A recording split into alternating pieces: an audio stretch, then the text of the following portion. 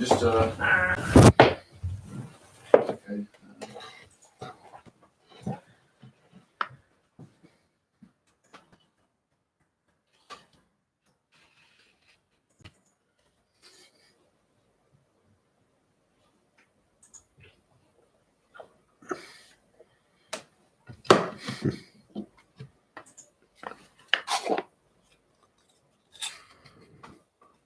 On the New Athens channel.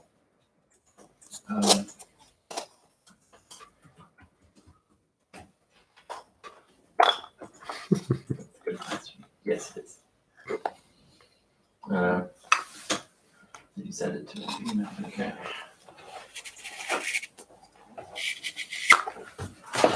God. Oh, there's another one. Oh my god, this is brilliant.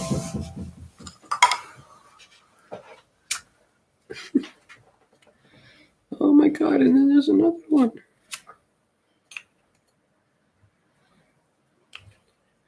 Who's this guy?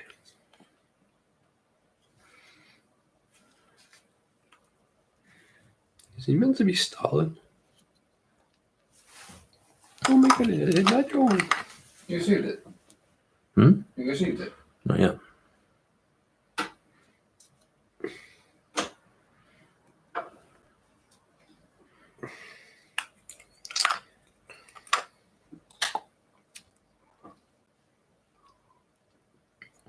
One, two. 1, 2. Is that something? Welcome to the New Athens live stream. Good to see everybody. There we go. Found it. Oh, I'm in business. Great. Mhm. Let me...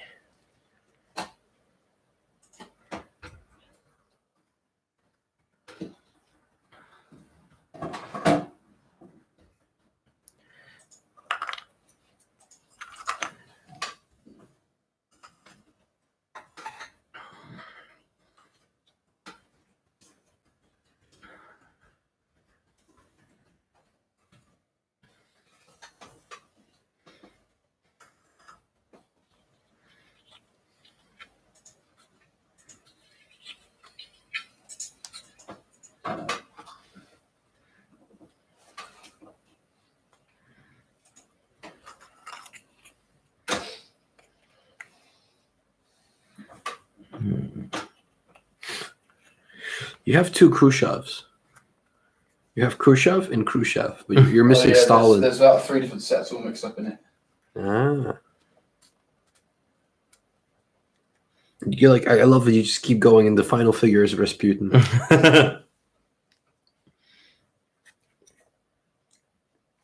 This is Lenny. So when were you in Moscow? Oh, my dad lives in Moscow. Your dad lives in Moscow? Yeah. We met him the other day. That's so cool.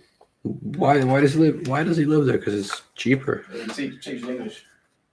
That's interesting. Does he like it there? Hey? Does he like it there? Yeah.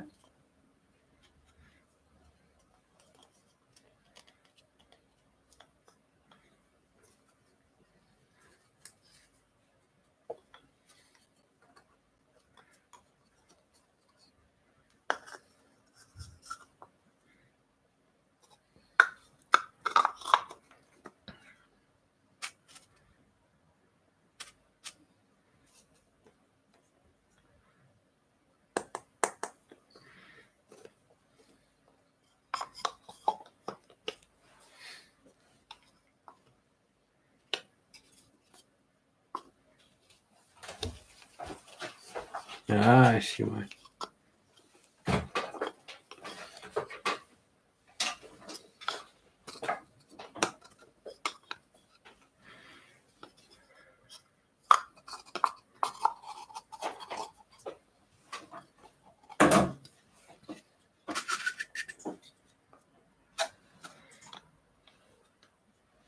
Gorbachev.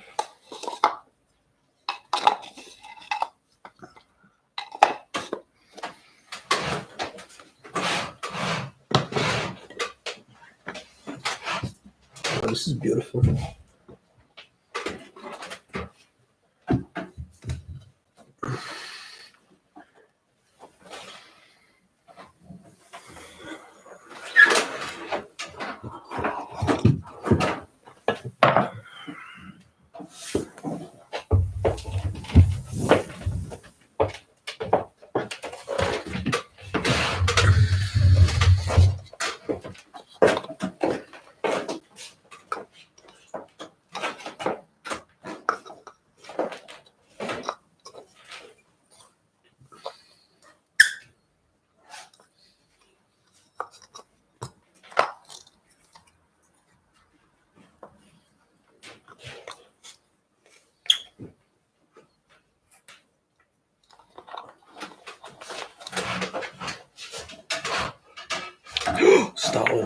There he is.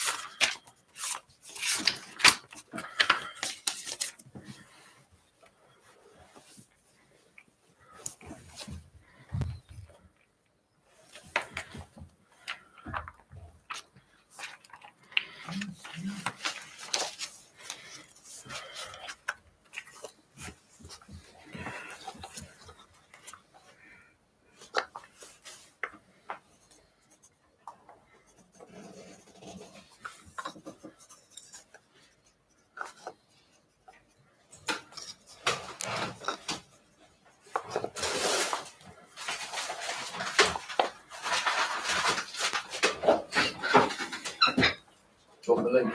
What? Sure. Okay. How can I send it here?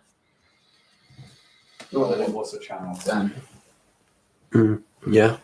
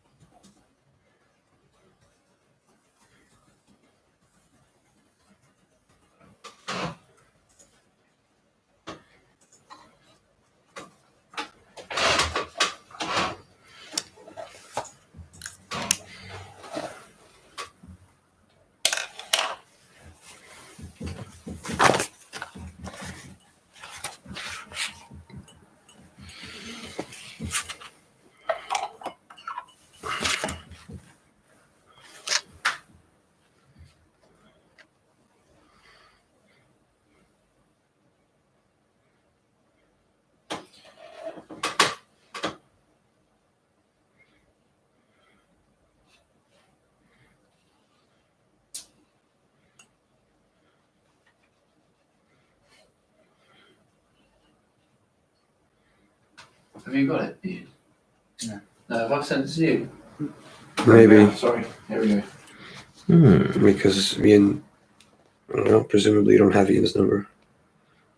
Send it to me by Facebook. This is via Facebook? I didn't get anything really. Oh, Oh, yeah, you sent it to me. Oh, no, I sent that to you. Those.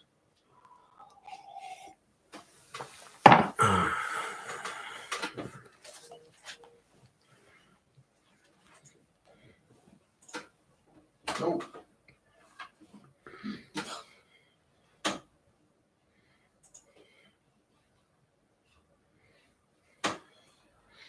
Clap for our carers.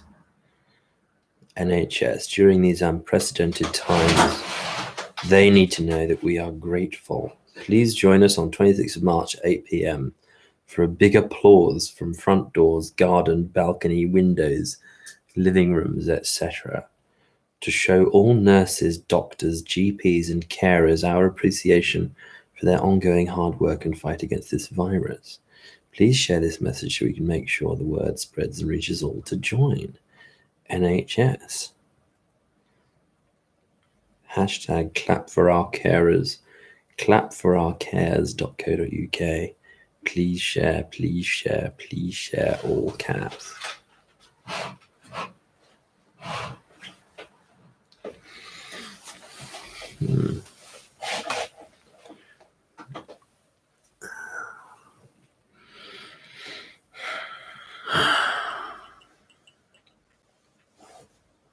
I love the plants as well.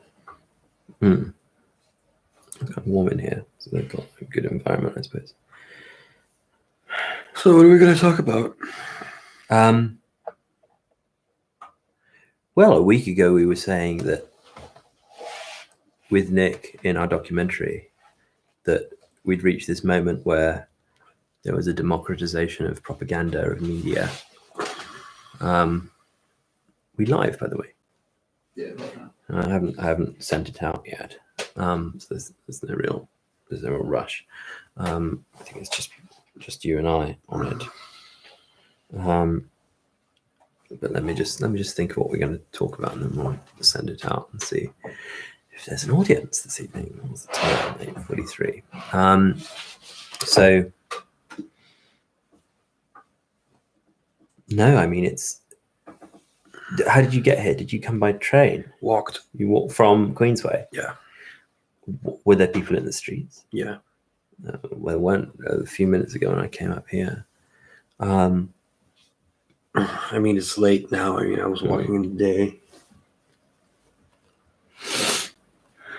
day. No, it seems that the streets are completely bare.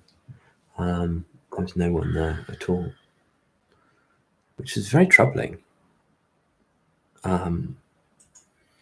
How effective a single media campaign can be to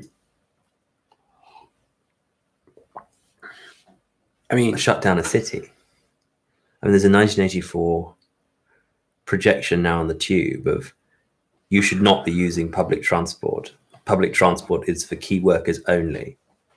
Yeah, but I mean, London's not bad compared to what's happening elsewhere. Yes, but what's astonishing about London is that it's done it by itself. It hasn't. Okay, yesterday, the government shut down pubs and restaurants and so on, bars. But of course, okay, so in a way that's coercive, in a way that's forced, because if you had a public groundswell of belief in this idea of retreating from the public square, then you wouldn't need to shut down bars and restaurants because people would choose to do it themselves. But to a great extent, you look in the streets, you walk around, and they've all individually, submitted to a propaganda campaign. Very effective one. Think about 2005, the last sort of crisis point in London when they had bombs on the tubes and on buses. There wasn't that. The place didn't shut down completely. It didn't just die on its feet.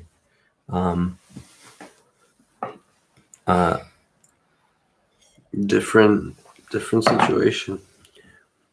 It's not risk of terrorism, where they're gonna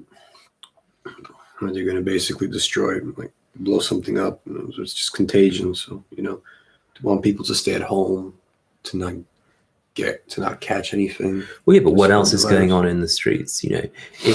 There's a kind of collective ownership of the public square by the public. Okay, it's policed by the police, right? But part of the ownership of that space is that people are using it all the time. When you don't use something, it atrophies and dies. You can see that with a limb. So, last night we were talking about the body politic, and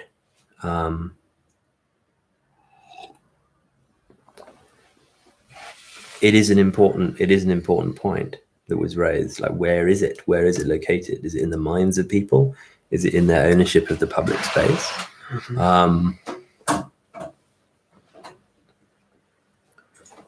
Anyway, send this out in a second. Just be a moment.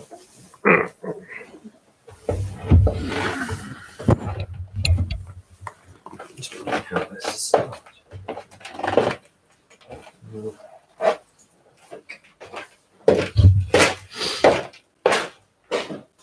Leviathan.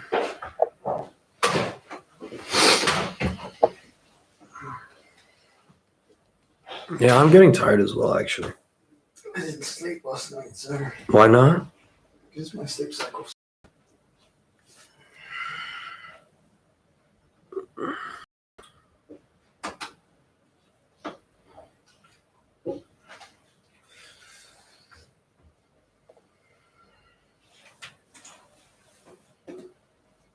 That's cool. It just goes into that tunnel.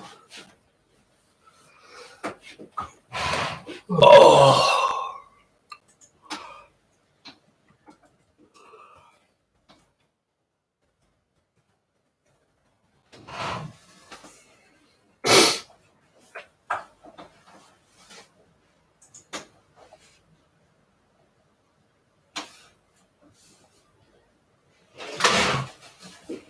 I'll describe that picture, Dan. But that's the Leviathan. And the idea is that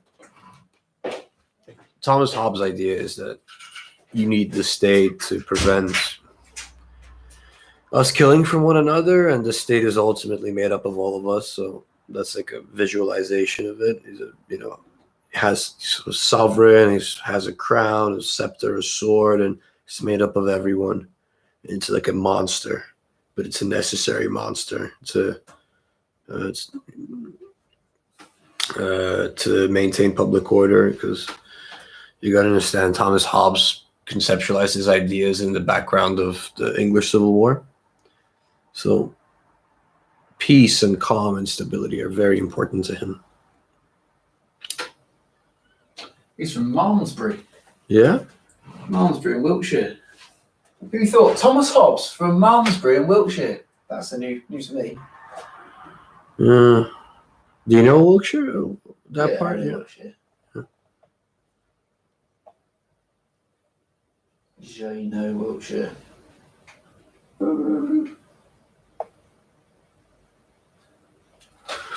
John Fowler wants to know what you've been taking, Dan. Fresh air and a Fresh beer. air. What else? Has it been a long day, Dan? Yeah. What have you been up to? He's been in the park the whole day, walking around, just doing some admin stuff in the morning. Man, a few days ago, I drunk a lot, so maybe I'm still recovering from that. What are you drinking?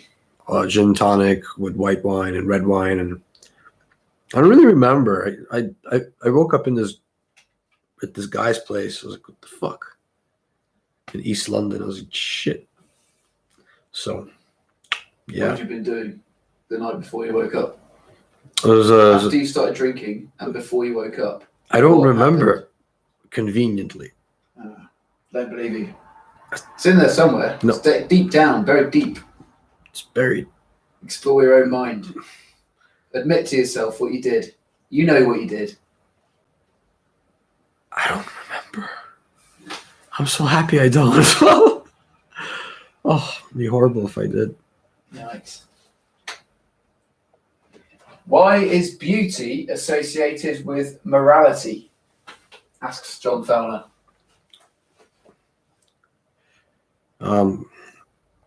Purity, virtue. What other answers are there? Because I don't know, like they always like angels are beautiful and God is good, and Jesus is quite a good looking dude. Devil's meant to be ugly. There's like harmony, like the golden ratio, I suppose, of the face. So everything has the right proportions. And then I mean, how else? Obviously, like morality is good. To be beautiful and attractive is good. I mean, it's kind of bundled together. Ugliness and vice. Ugliness is next to deviliness. Yeah, and vice and everything. Yeah, but I don't know. Like beautiful people are horrible people. They have power. They I'm not abuse it. horrible. You're an exception.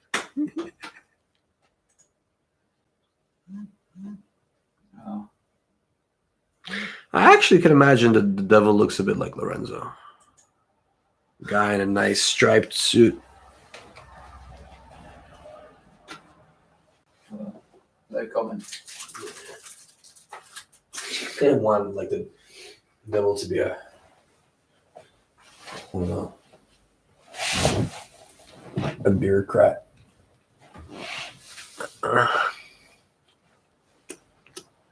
What do you think the devil is like? Oh, what is he sings all the best tunes, doesn't he? He gets all the best. Is that right? Devil has all the best tunes, No, they say.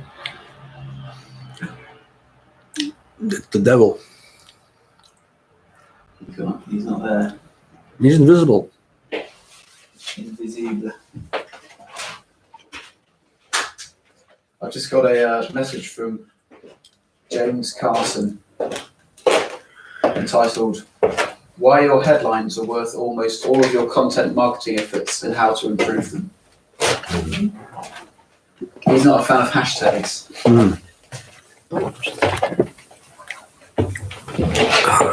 His hashtags, that's a Twitter thing, right? It's a social media system generally that allows for linking of concepts and keywords.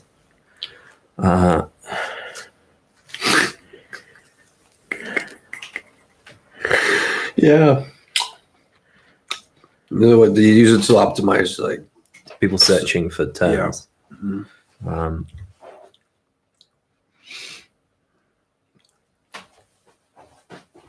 Yeah. Just send out a link. I could survive the apocalypse like this. We're just here intellectualizing in armchairs while there's zombies running around London. Is there food in the apocalypse? There's a food. This is the apocalypse. Zombies would make the supply chain very difficult. Yeah, we'd have to fight our way to the supermarket. And we wouldn't have any time to think about the finer things. We would when we would just be like in the bunker, you know. We need do you have a baseball bat or a shotgun? Maybe perhaps a sniper rifle, that'll be. That's quite good. No. Not good to know. Ian is asleep. He's asleep. Ian making notes of it.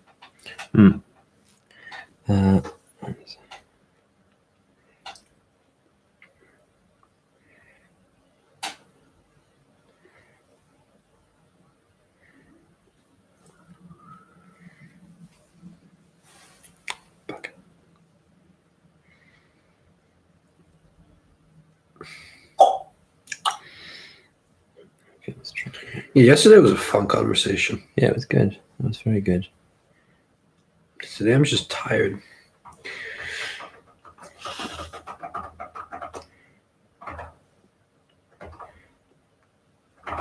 What are you doing?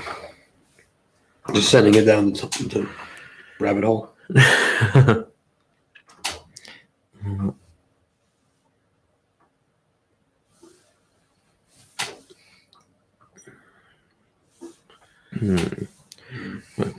Let's think out.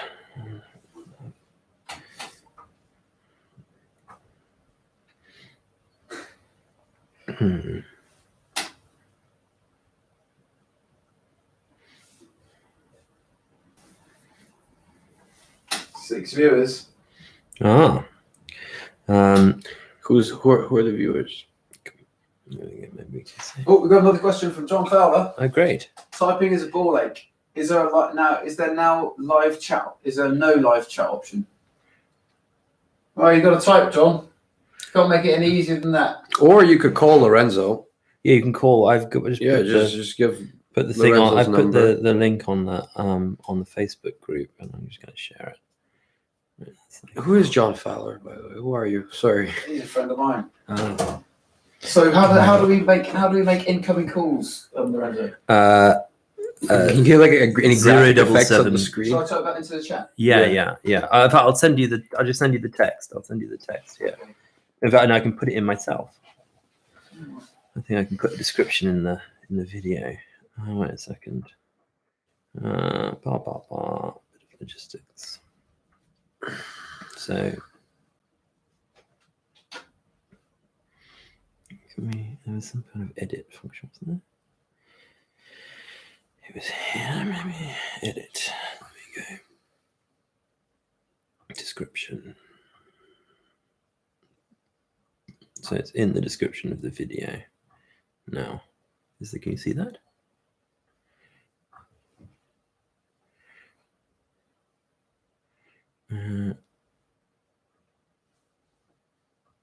Okay. You look unbelievably pissed off, Dan. Oh no, I'm not. I'm just exhausted. Was that you or John's? You what? Was that coming from you or John? No, that was me. Oh, here we go. What's the background of Lorenzo and drug guy?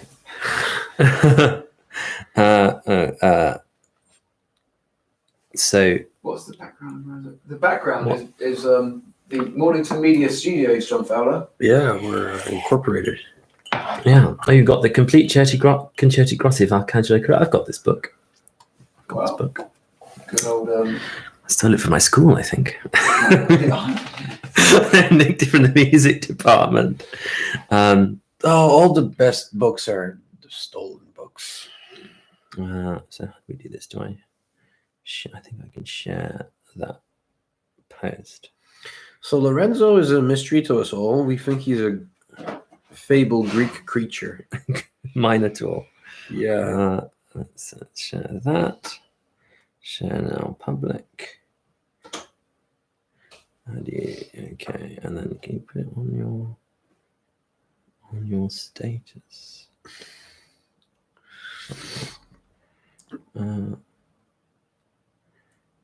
Maybe that's.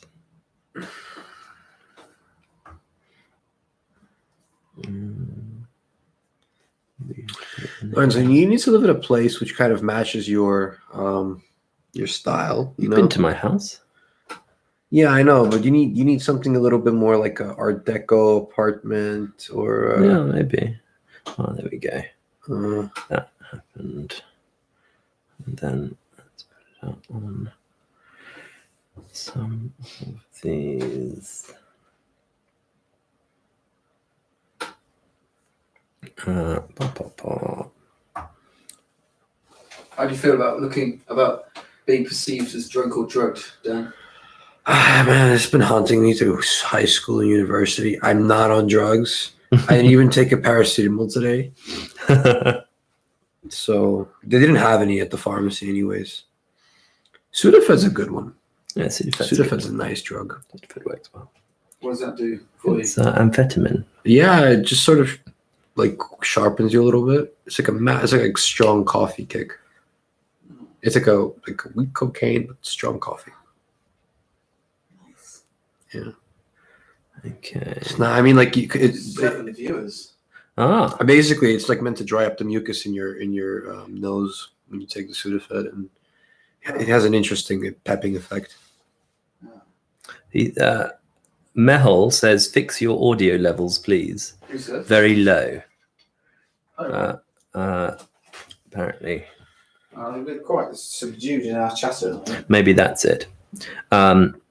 So who are our viewers, please? So we've got some people tuning in already. So let me.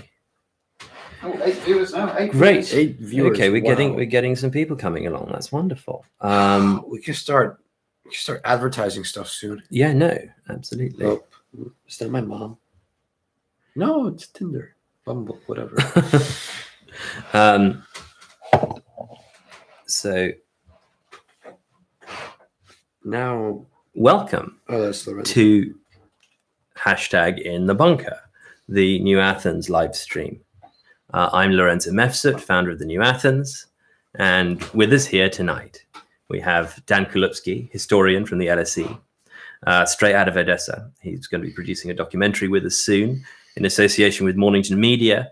Oliver Nelkin, who is here producing our live stream show. We're going to be going to Odessa with Dan, and he is going to be explaining to us the history and great geopolitical importance of the southern sort of northern Black Sea coast, and Odessa as a kind of confluence point of the world from Moscow to New York. Also with us, as I say, we have Oliver Nelkin, who is a filmmaker and has all of the skills and studio, as we can see here at Mornington Media, to produce amazing video content. We've just finished a documentary with Oliver on propaganda with Professor Nicholas Jackson O'Shaughnessy from King's College, London, Cambridge and Oxford, who will be coming on tomorrow to speak with us more about propaganda today, its history and relevance to current affairs. We also have Ian. Ian is also here. Hello, Ian. Ian is Chinese, just to, we're racially diverse here at Mornington Media. Yes, we have Russians, we have Greeks, we have Hello, Ian. Chinese, we have all comers from all parts of the world. Last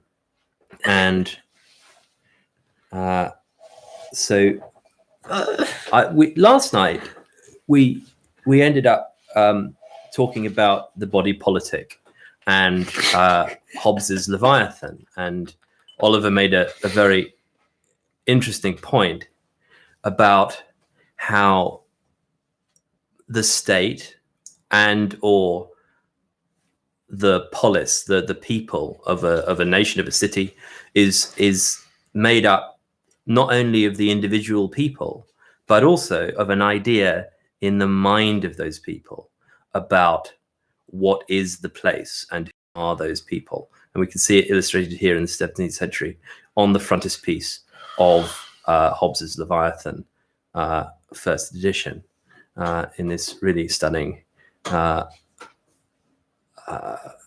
of man made of men. Hobbes was a royalist, right? I think Hobbes was Republican. Hobbes was with Cromwell. I mean, the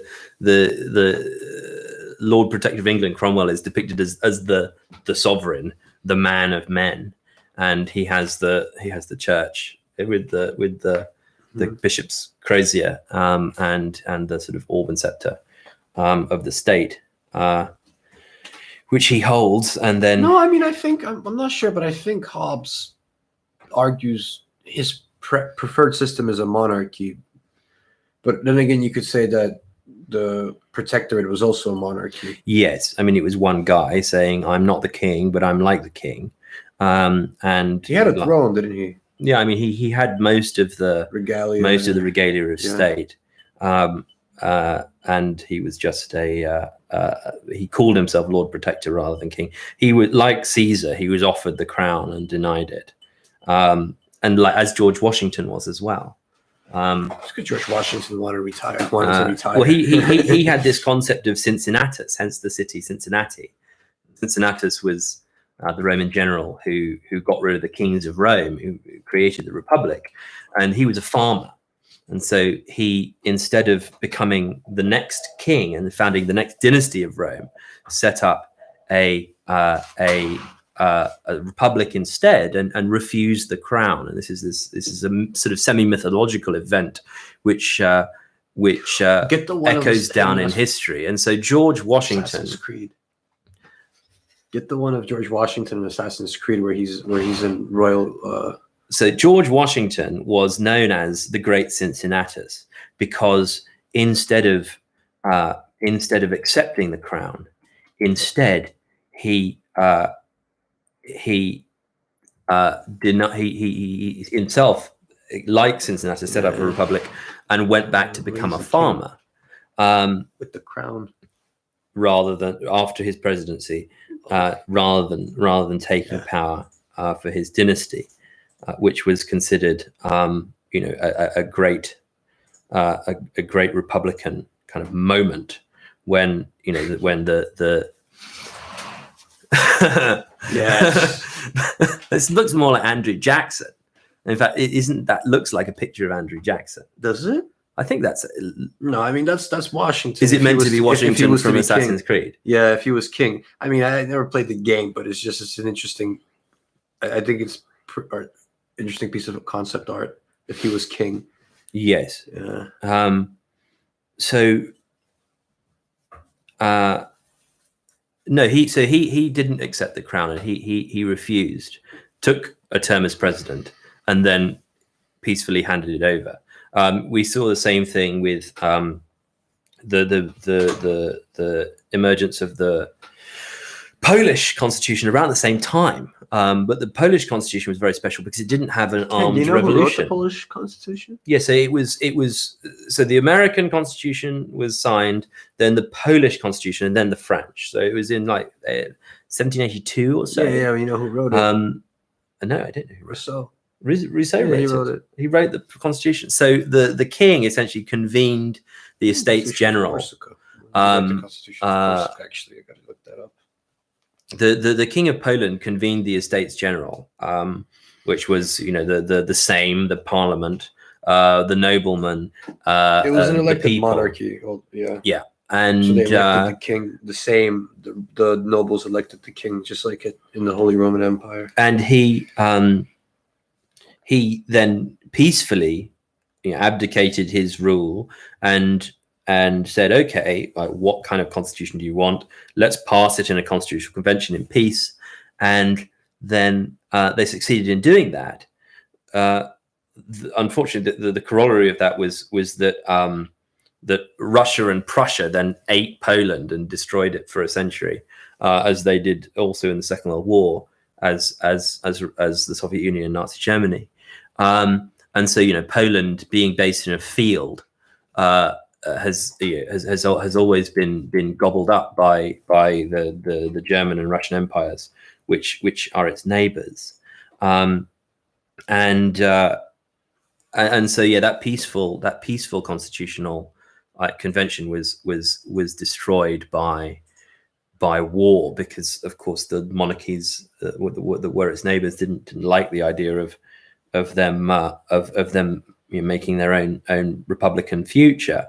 So we remember the French and American revolutions because they were very bloody, but in the end led to successful republics rather than the peaceful revolution of Poland, which didn't make a successful republic. Remember Burke's reflections on the French Revolution is that where he argues that the American Revolution is ultimately successful, but the French is not. Just led to tyranny. I mean, it's kind of funny because the Americans designed they had the Articles of Confederation, and then that didn't work, and then they designed their new constitution, a federal republic.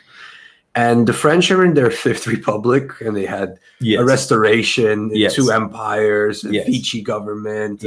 Their constitution just doesn't work by design. Well, I mean, the difference between France and America is that the American Revolution got rid of a king on the other side of the world and cut off 13 colonies from taxation and domination by the redcoats, the British Army. Mm-hmm. Whereas France was a fight in the homeland. America was the homeland for the loyalists and for the Republicans in the American Revolution. Okay, but it wasn't the homeland of King George. Mm-hmm. King George was all they needed to do is make it expensive enough for King George to retreat back to England, back to Hanover, back to his other possessions around the world, and make it too expensive in terms of blood and treasure to continue trying to dominate America. And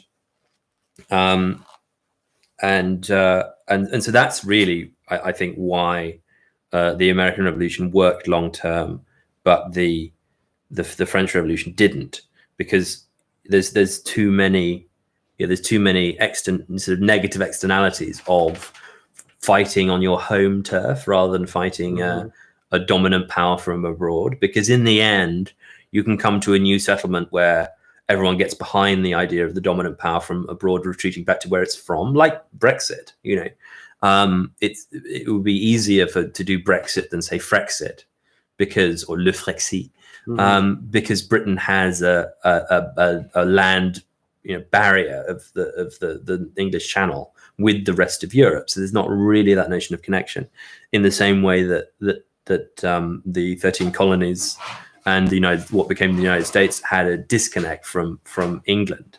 We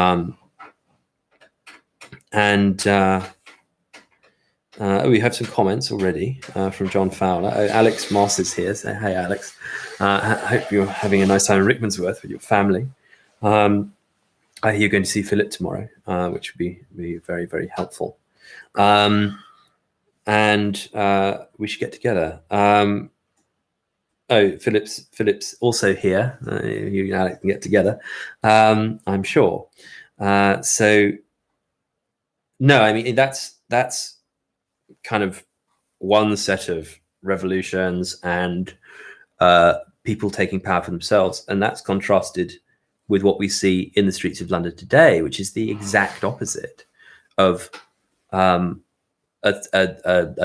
major global metropolis, which within a week has become entirely abandoned. Nothing is there. Nobody's in the streets. They are in the day. I mean, certainly when it gets the to park was pretty busy, wasn't it?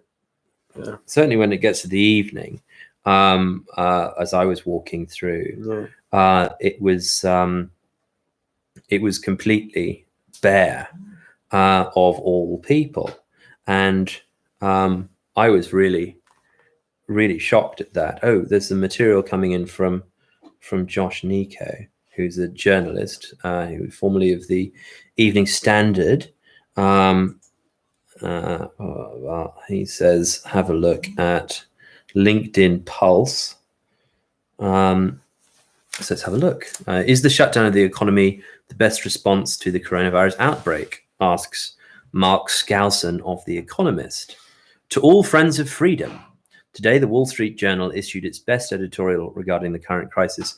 No society can safeguard public health for long at the cost of its economic health. Read it here and pass it along. There's a link to the Wall Street Journal. The Wall Street Journal is finally saying what a lot of us have been saying all along. Government officials are using a sledgehammer to crack a nut. What various government officials are doing is over the top, shutting down entire states, closing airports. And I know I've just been looking at the news from America, New Jersey, I think maybe Pennsylvania, and New York, and Illinois. Their governors have been giving orders, stay-at-home orders to the civilian population, mobilizing National Guards, and instituting martial law within individual states within America, not the federal government. But the idea of a governor as somebody who can give orders to a civilian population and expect them to be followed is a fundamental change in the social contract in America. That's in what way? That's probably not happened since the Civil War. The degree of state power. It's like the in a common as opposed law, to like the state government would never involve. It was always the federal government. So I mean, the federal government was or the federal government, or the northern states were all with the Confederacy, the southern states, and so presumably they exerted war powers in the territory of America over the civilian population. Right. But remember, there's been no continental war in America since the Civil War, and no foreign war since the War of 1812, when the British came back and burnt Washington. Yeah. So in America, there's no memory at all of we have some more interesting comments coming in. So there's really no precedent in American memory, or legal basis for civilians being ordered to do anything by the governors of states. They won't have any. I mean, maybe there are some war powers that exist on states, on states' legislature, law books, on the statute. But certainly people won't remember them having been used. And so, you know, that. Well, I that mean, will if be, it's legal, I actually don't know what laws they're citing, but what was it, like Johnson said that they're citing the 1980 Public Health Act, which gives them broad powers. I don't know. I'm not entirely sure, but I don't think people are arguing with them. But it is essentially martial law.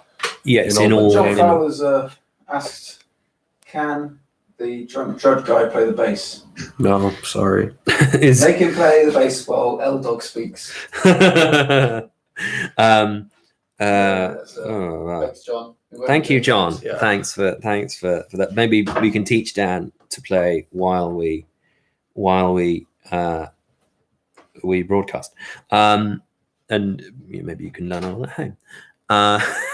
So Can I see a picture of John? just so we know what we're dealing with. Yeah. Well, Dealing is the key word. with whom we're treating. The Wall Street Journal, it's funny saying what lots of us have been saying all along, blah, blah, blah. What various government officials are doing is over the top, shutting down entire states, closing airports and borders, and threatening to take over private businesses. Oh, yes, the other thing that was mentioned in all of these announcements, very similar announcements from various governors across America, was that they said non-essential businesses. There's John Fowler. There's John Fowler, our commentator-in-chief. That's most selected, right? Yeah. He's the selector at the moment. So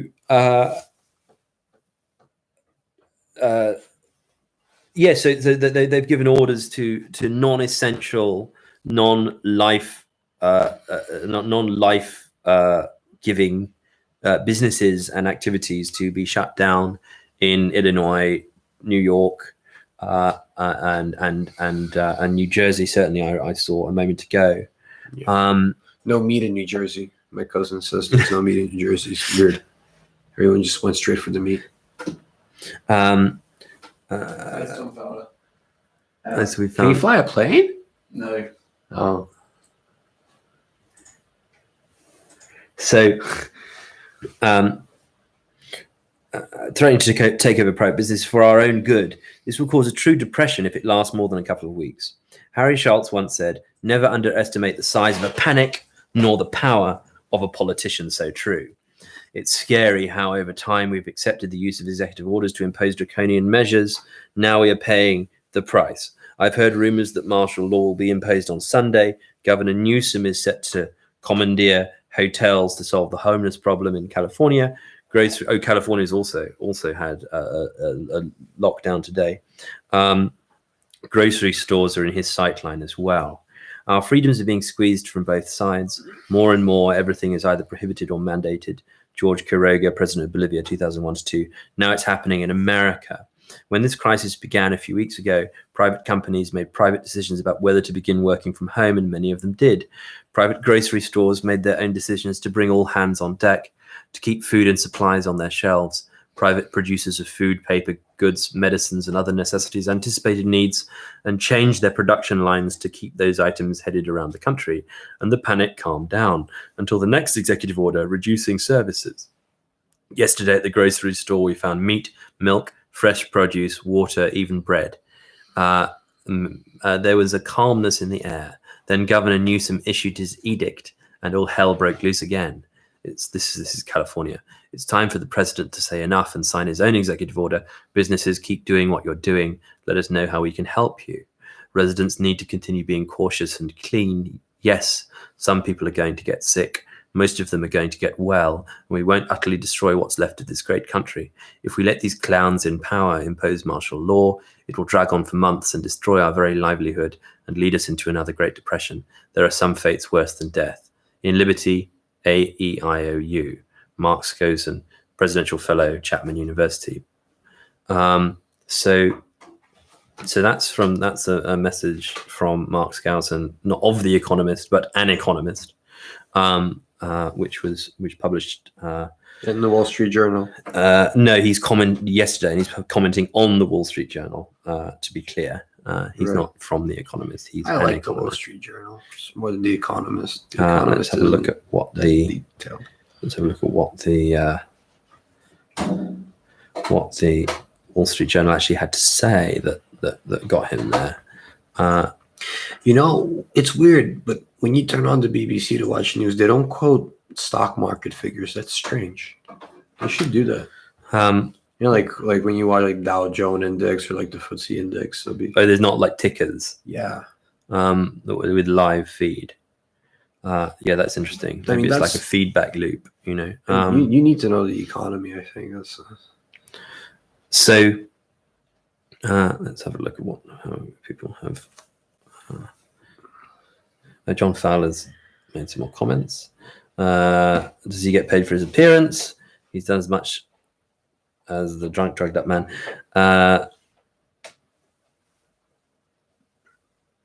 Get Ian on camera. Does he agree it's the China virus? Is a comment we have from John Fowler. Well, I mean, it's quite interesting, you know. The virus isn't a human person from China; it's a virus. I'm sorry. What? Well, so What are you trying to say? I heard that Trump calling COVID-19 the Chinese virus. They were saying that it was racist, but it's a virus, not a person. And China's a place. And actually, there was So it originated from China. There was some Chinese people commenting actually the other day in response to that, saying that Chinese isn't a race. So there's Han Chinese. There's lots of different races of people from China. How do you say China in Mandarin? Yeah, so it's not even. We just call it China because of the dynasty, right? Qing dynasty. Yeah, I mean that's kind of our name for it. I don't know. The name China actually comes from the actual product China, which was imported from China. So I thought they called it China because it came from, but I thought they called it because of the Qing. No. Well, I mean that maybe there was an association there that the Qin dynasty came up with the recipe for pottery, and then they kind of stuck together from there. But we can contrast last month's news to this. Oh, month's yes. news. yes, So here's one for you, Adam. Read the three. Thank you, Eve. If you read them out, and then Lorenzo can comment on them. We're now all being encouraged to reduce our carbon footprints by cutting our consumption of red meat and dairy products by 20%. It's hard to see how vegans are going to help much with this goal. Perhaps that might help wipe the smug, holier-than-thou smiles off their face as they leave the real heavy lifting to us, carnivores. So firstly, a story about carbon footprint and veganism and so on. Again, that's departed from the news headlines. I saw an interesting story the other day about Pret, or was it? I think it was Pret, no longer accepting people bringing their own reusable cups in because they found it unhygienic. And so, if you can't bring your own reusable cup into the cafe, of course, now they've closed these cafes anyway. But so it's kind of a moot point. But there was a week when they said, "Oh, well, our new policy is not to accept reusable cups." And of course, the green lobby, then you'd expect them to howl in rage saying, well, but that's using more disposable cups. And then that's bad for the environment. But of course, that's departed from it. So what's the next story? That's departed from the headlines. Bear in mind, this is a satirical magazine from last month. This is Viz from what, February? Why did we leave the European Union at 11 p.m.? Is it because they are 1 hour ahead of us and therefore it was midnight in Brussels? What happened to taking back control? We should have left at midnight, British time, and let the Europeans worry about the fact that it was 1 o'clock in the morning.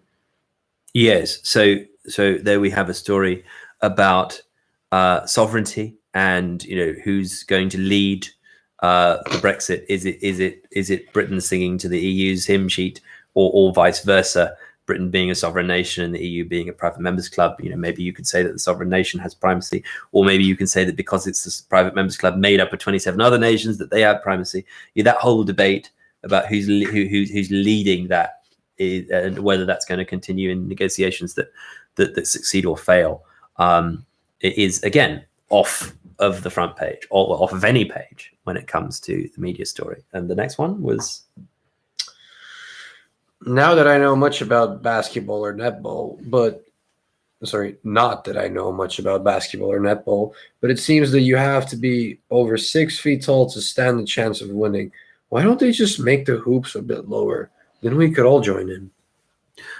So there we have a story about equal opportunities and the notion of the professionalization of sport, and whether whether I mean, my father had a very interesting point about this. That you have three major leagues.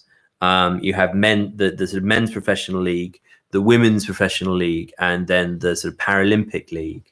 But there are other leagues of people who essentially the professionalization of sport did this. It said, look, if you're an amateur, you don't have to be wealthy in order to participate in sport that you love and you're very skilled at. So you had professional sport leagues introduced of various categories.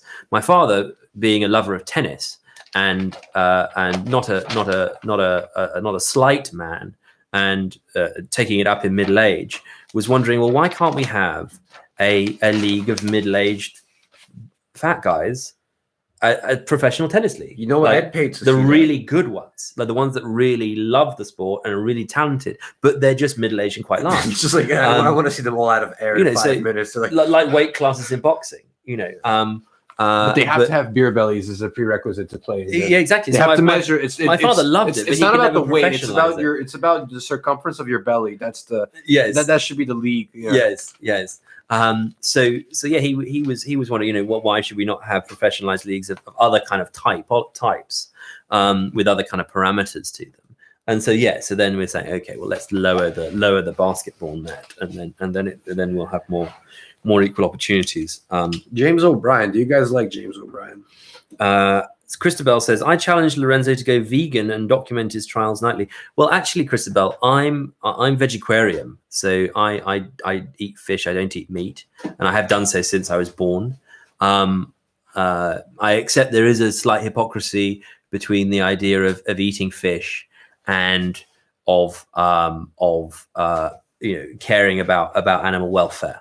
However, I need the protein from somewhere, I suppose, and fish aren't that anthropomorphic. They're not that cute, whatever. So, nevertheless, I mean, that's something I'm not a vegan, but it's something I've been active in since birth. But anyway, and as we discussed briefly last night, I came up with this VeggieCoin implementation for an ethical currency, which I think is going to go far once we build a movement towards that. I think there's a lot of vegans and vegetarians out there. What do you think about James O'Brien?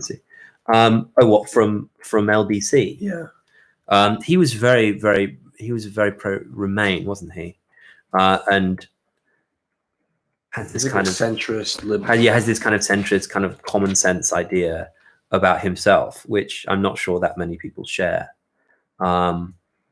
His rhetoric is of, I preach common sense that everybody should be able to agree with, which kind of shuts down debate, because if the premise of your debate is that I win, then you're not really debating, because you're saying, well, I'm saying the obvious thing that everyone thinks, and then you foreclose on the idea of, well, actually interrogating what you have to say. Like what the irony, I think it was William Buckley who said about liberals. It's funny when you disagree with liberals, they're surprised when you disagree with them. Yeah, it's a great irony, but no, yeah. I mean, we'll see the end of that kind of consensus. Certainly, we metropolitan elites just will maintain it. Yeah. Well, I mean, not if the streets are deserted. I mean, there aren't any. This philosophy will survive in our living rooms. So yeah, I mean, this brings us on to, I mean, the key point of seeing London today, the 21st of March 2020. There are no people in the streets. The people of London have retreated from the public square and have taken on the fruits of the propaganda campaign of like a week long, where if you look at these stories from a month ago, there was a lively debate about lots of political and current affairs issues. But World is now united. Fukuyama didn't get it quite wrong. It wasn't liberal democracy. It was a virus from China. Yes, That is and there's the end of that is history. the end of history. So as Oliver and I were discussing earlier, if people don't take the air, like there's not even anybody poking their nose out of their front door in the Great Portland Street area this evening, then our experience of the world is narrowed down into whatever is projecting into our living rooms, into our devices, and so where you get your information from is going to be key as to what the outcome of this process is going to be. If nobody is empirically finding out what exists on the outside of their homes, and everything comes to their door, everything comes inside, whether it be information through news channels, through digital news, newspapers online, the BBC, and other kinds of news sources in the internet, or whether it's entertainment with Netflix and other streaming services, whether it's social media, echo chamber of people posting, whether it's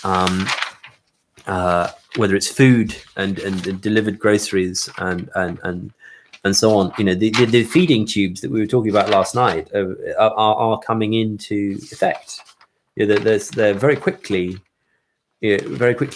connecting up these tubes. The notion of this sort of joined up delivery of everything, so you can remain inside your dwelling, kind of cocooned from the world.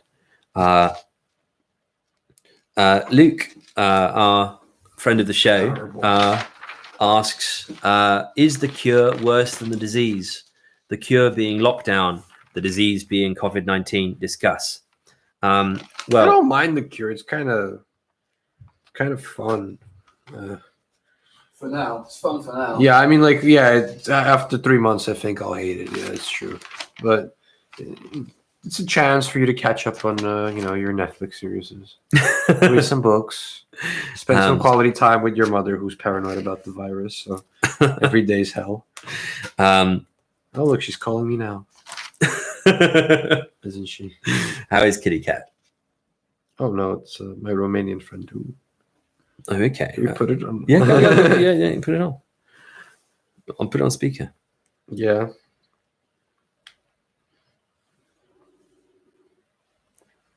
I need to see you. That must have been. Saturday night. It's gonna feel right. So, Yeah, I'm with friends. You want to meet Dan, my friends? We're making a. as Dan greets his friend from Romania. We're making a weird Joe Rogan type series. Do you want to? Let me send you the link. Maybe you could watch have the a look at the link. podcast. Yeah.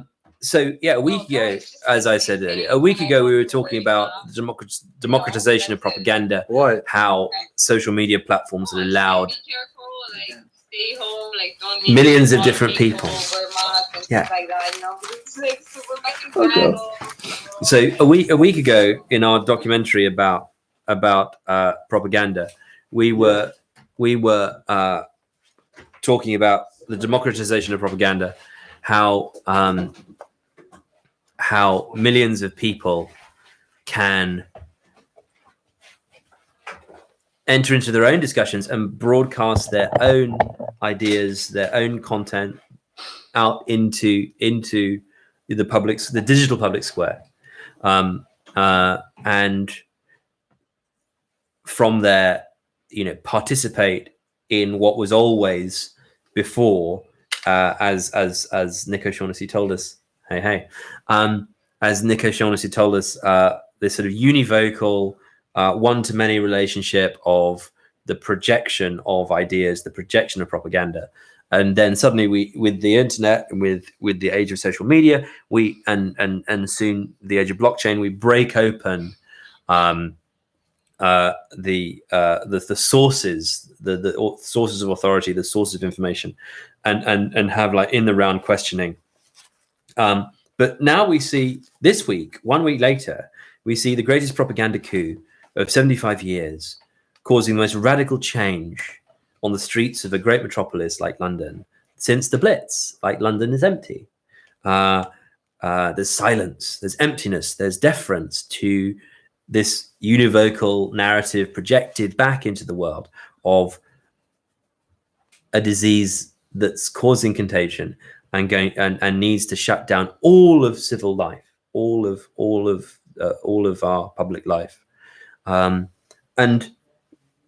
Oliver, we were discussing last night your concept of where is the state and where are the people? Are they in the mind? Are they in the street? Are they in the bureaucracy? Are they in the personnel of the state, or are they in the minds of the people? And now we've seen today that shift, in front of our eyes, or rather the absence of it. What do you make of that?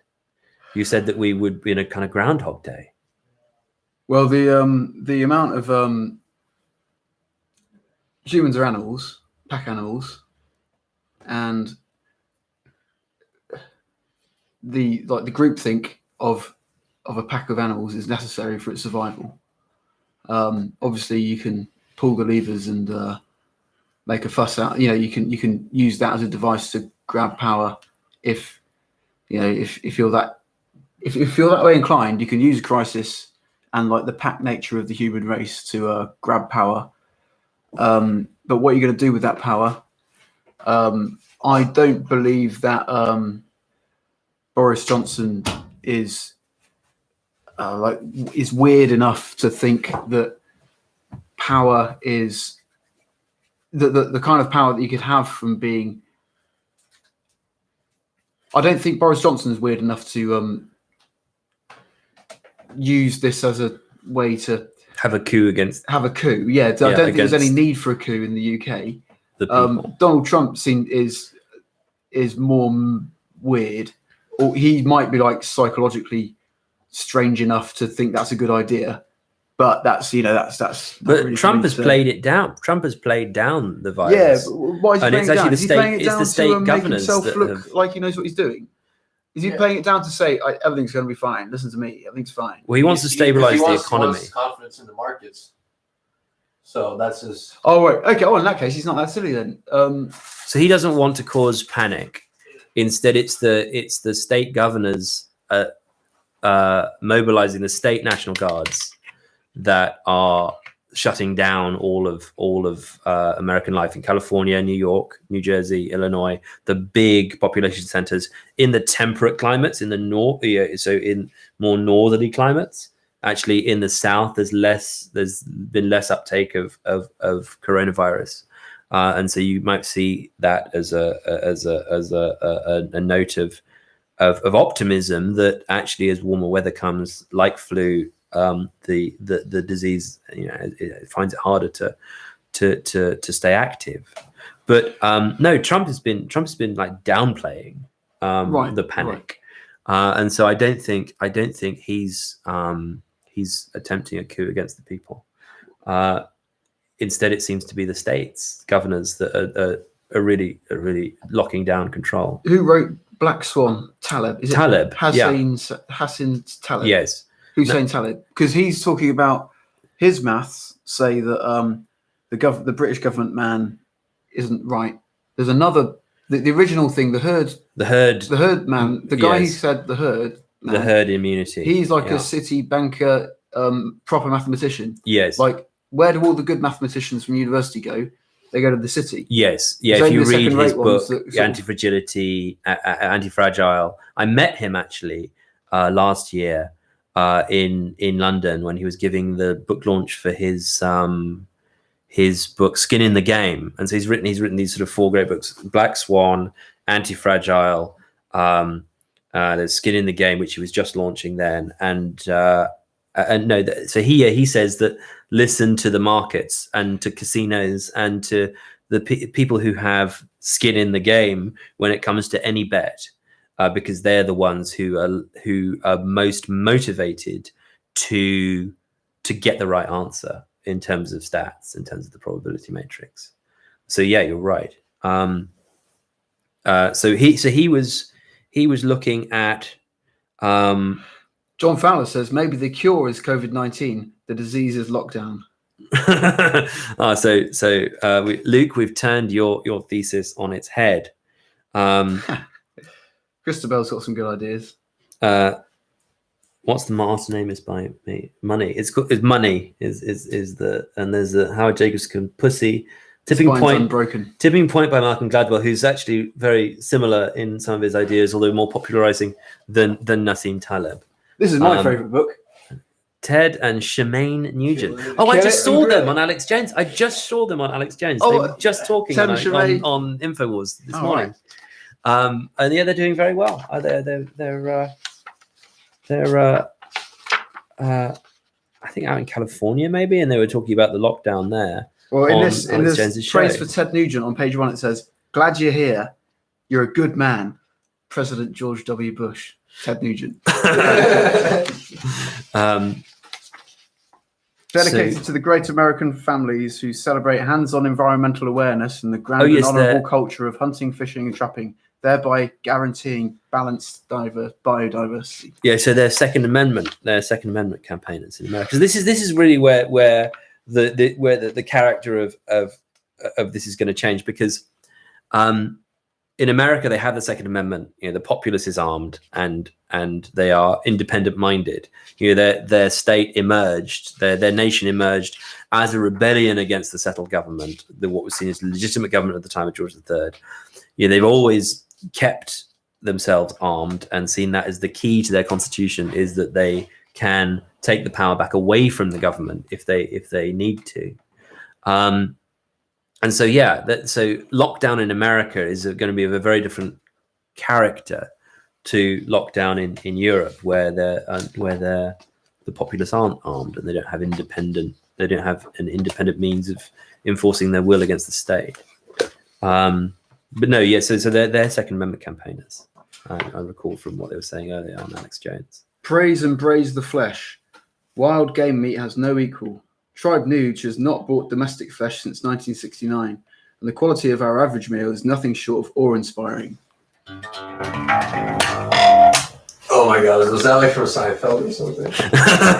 Oh yes, can you play the Seinfeld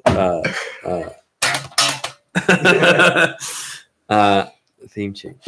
So basically, Ted Nugent is a freedom-loving Republican who likes his guns and likes his rock and roll. Yeah. He's divisive, but he's very entertaining. He's an entertainer. He's probably more of an entertainer than he is a rabble rouser and politician. Well, he's obviously not a politician, but he's likes to divide and entertain. Yes, I mean, he is a politician in the sense that he exists in the political realm, and we have this idea that politicians are only elected. But actually, there are lots of politicians that never get elected, especially, you know, soldiers, civil servants, and people in journalism. They're all politicians. They all influence, you know, political reality, as we've been seeing in the past week, especially with the BBC. I mean, I think the BBC have made this propaganda coup of changing the entire structure of British society within a week. So why do we think that politicians are traditionally to do with members of government, various level, local level, you know, just members of the legislature? Well, I mean, they're visible, aren't they? I mean, so in a way, what Sir Humphrey would say is that, you know, power is with the invisible, not with the visible. And actually, the visible is a kind of a sideshow. And so, you know, what happens in legislatures, what happens in public is only the distraction for what's really going on behind the scenes. The And- wedding games. Yes, panem et circenses. Free bread and circuses for all. And maybe if we have Netflix and Uber Eats, maybe that's the bread and circuses of today indoors. So yeah, Oliver, you were saying that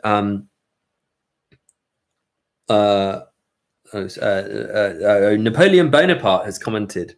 Professor Neil Ferguson is the English scientist who made the projection. Okay. Neil. Yeah, he's the. I also good met one. him Is at that the right? set. A week later, I met him. He was over. He's Is at he the one Stanford that now. Taleb supports? Yeah, so he's Okay. the one. He's. Oh no! Wait. Or is he the government man? Is he? I know. I don't think. the I mean, same Niall guy. Ferguson. I think it's a different guy. Because I read him in the. Yeah, I saw that, and I thought they were the same guys. And Professor Neil Ferguson, is a different guy than Niall Ferguson. I mean, however you pronounce his name, but it's not the historian, right? No. So he's a British epidemiologist. Yeah. Yeah, So the there's two. epidemiologist is the one whose maths isn't as high quality as the one that Taleb Hussein likes. That's what I understand. Nassim Taleb. Nassim Taleb. There we go. Taleb Hussein. Okay. Neil Morris Ferguson, not Niall Ferguson, the historian of money, is a British epidemiologist rather than a British historian of the economics. He is professor of mathematical biology who specializes in the epidemiology of infectious disease spread in humans and animals. Okay. So Neil Ferguson, not Niall Ferguson. So he is Taleb. Let's look at what Taleb has said. Oh, 4 days ago. Okay. I'll just while Lorenzo's looking for his facts, I'm just get another quick extract from Ted Nugent. Kill it and grill it. A note on style. Some folks might remember that George Bernard Shaw, a sandal-wearing socialist vegetarian, tried to reform the spelling of the English language. Big deal. Big musty flop.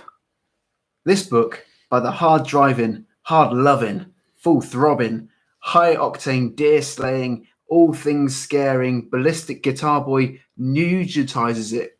Get ready to rock, Doc. That's the introduction to Ted and Shamay's Kill It, Grill It. So Nassim Nicholas Taleb on Twitter, he posted 2 hours ago. When you hear, you can actually find him actually. When you hear that the virus killed 4 members of the same family, you can bet that there is something genetic. When you see the family is Italian, something becomes both clearer and scarier. Capiche? Coronavirus ravages 7 members of a single family, killing 4 in America. So it's an Italian family in America.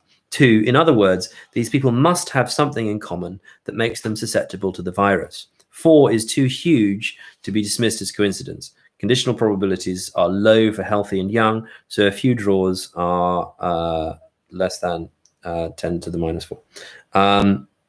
Hidden comorbidity is too explanatory.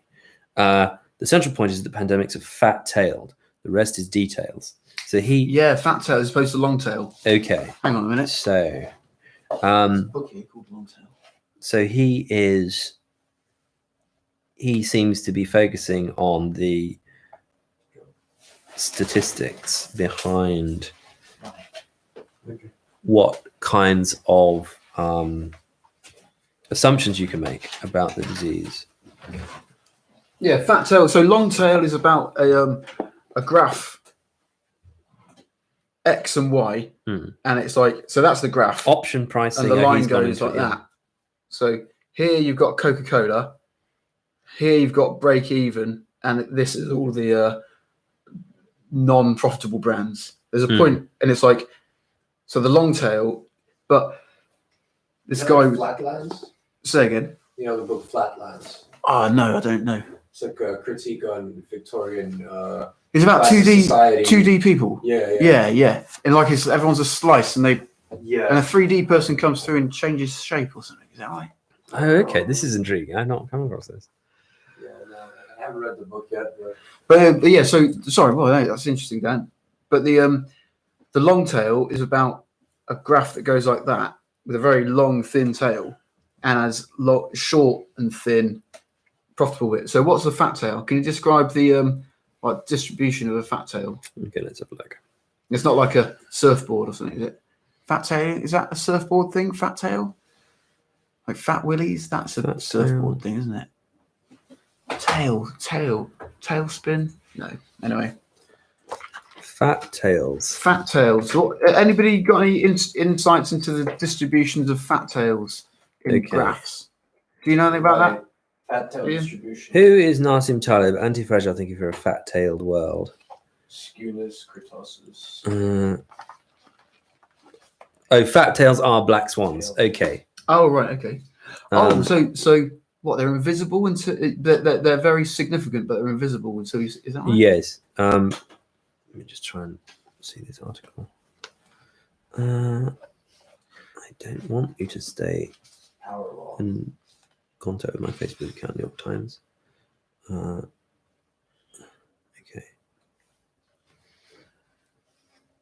There we go. Killing and grilling large game in America. Chapter 12.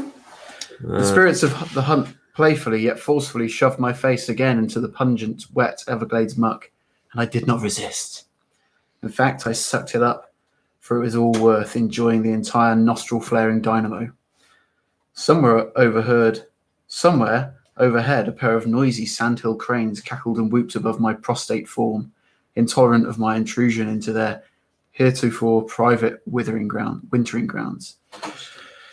They had never had to deal with a 6'2" crawling intruder before. They had never met anyone as bonkers for adventure as I. That's for sure. Ten Shemaine, kill it, grill it. So Ian Bremmer, who's the guy who founded Eurasia Group, applies. He's the guy who was the governor of Iraq. Ian Bremmer. I don't think so. Was he not Bush's governor of Iraq? No, he's a specialist in U.S. foreign policy, but he applied the fat tail in geopolitics with his book. Look on his Wikipedia. See if he's the same Ian Bremmer. See if he's the same Ian Bremmer that governed Iraq under the George Bush occupation. Flatland. Oh, we've talked about that. If you want to make an impression at a board meeting or a congressional hearing these bearish days, this is written by William Safire in the New York Times magazine in 2009.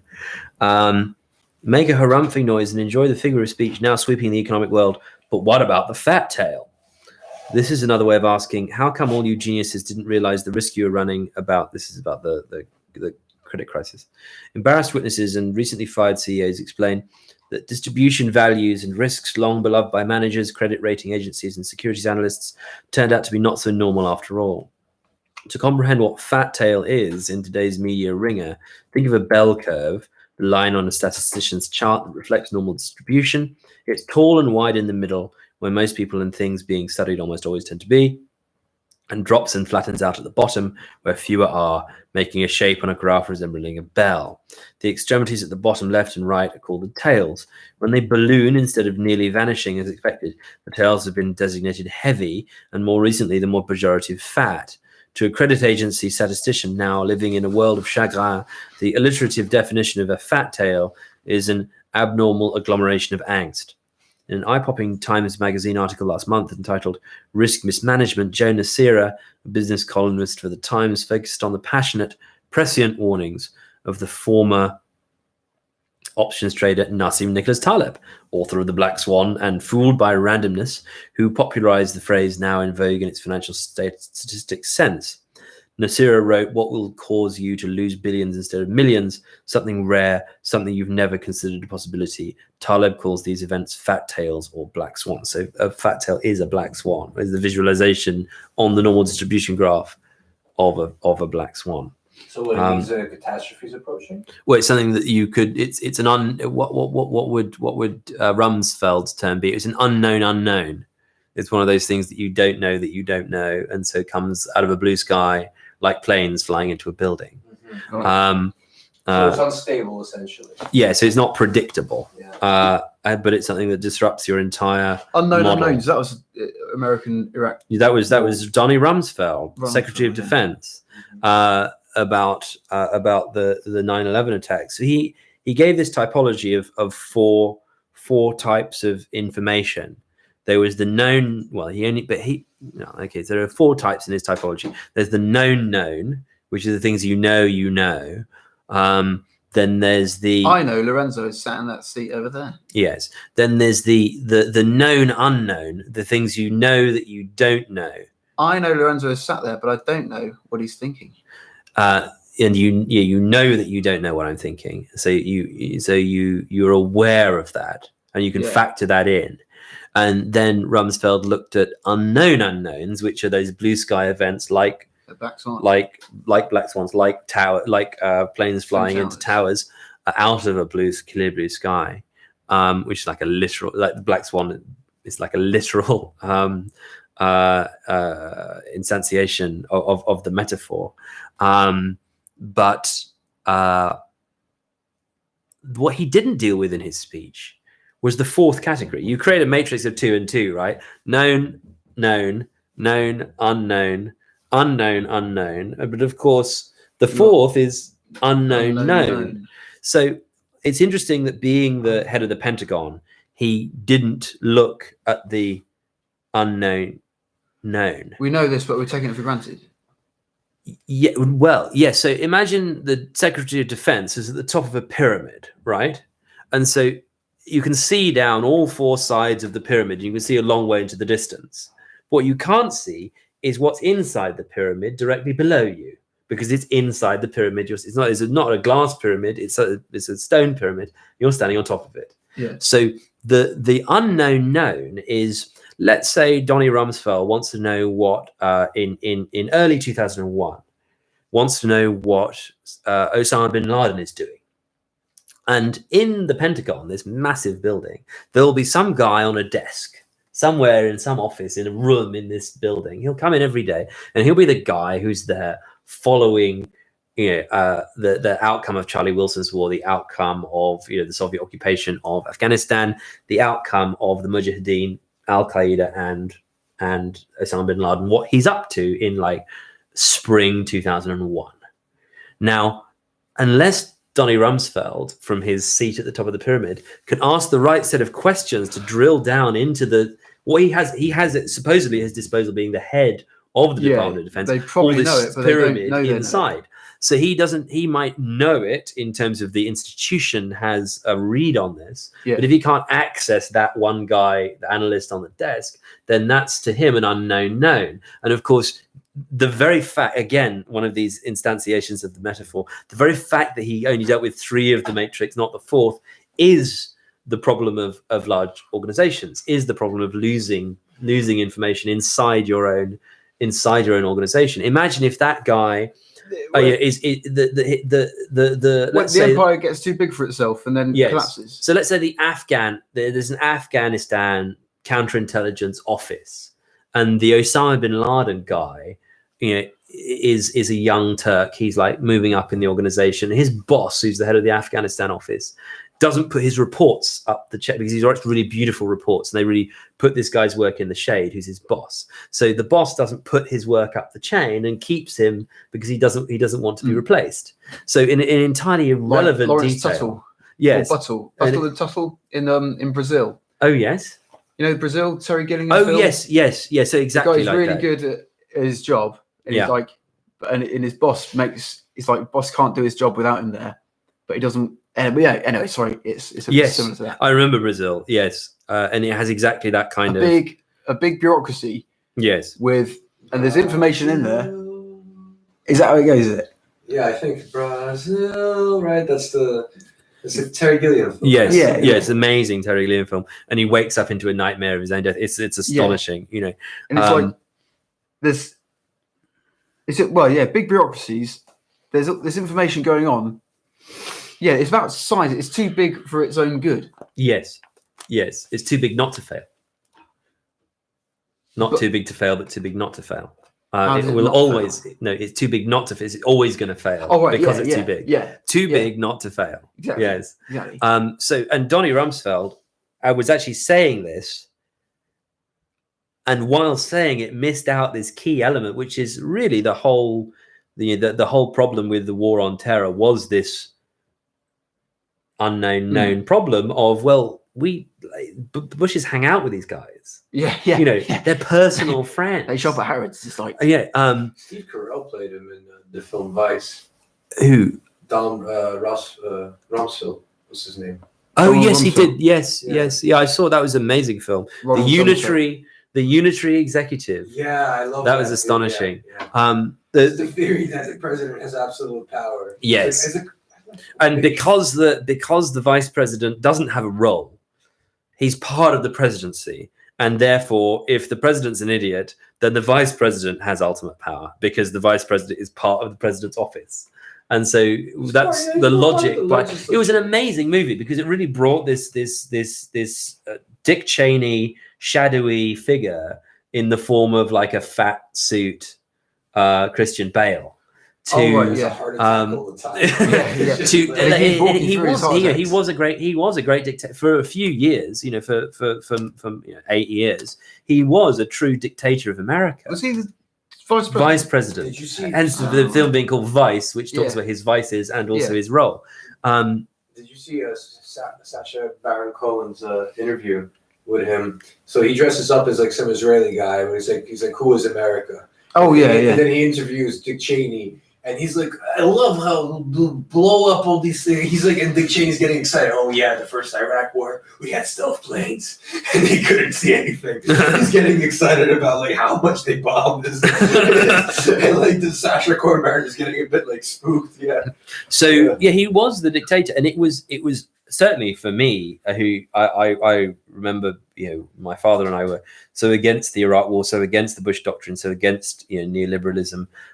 Throughout that period, but I didn't know about the unitary executive concept, or how it was that that Dick Cheney had justified his taking control, and that Christabel says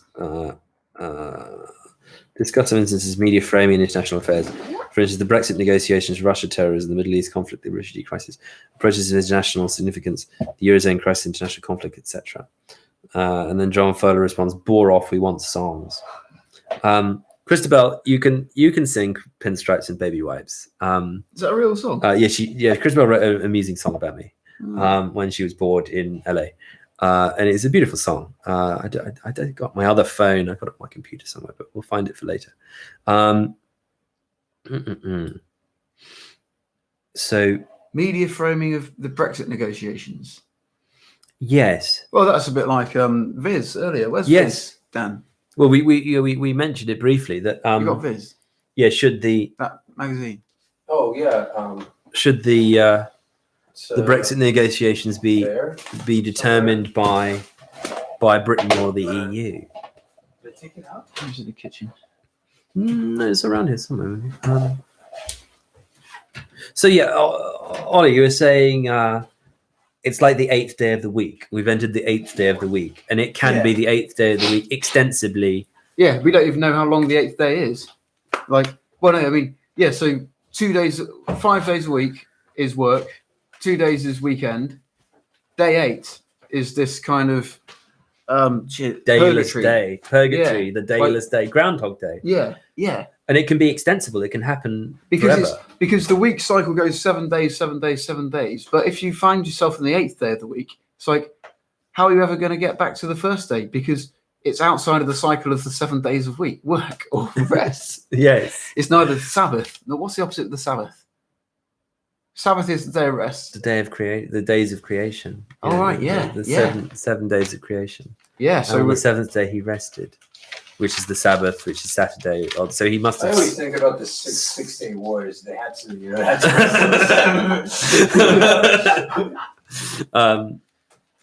So you found there's all the stories that have left the scene. What is happening on the streets? There's CCTV watching over the streets, possibly in various data silos somewhere, if it's being saved. But what's happening on the streets. If no one's there, nobody knows.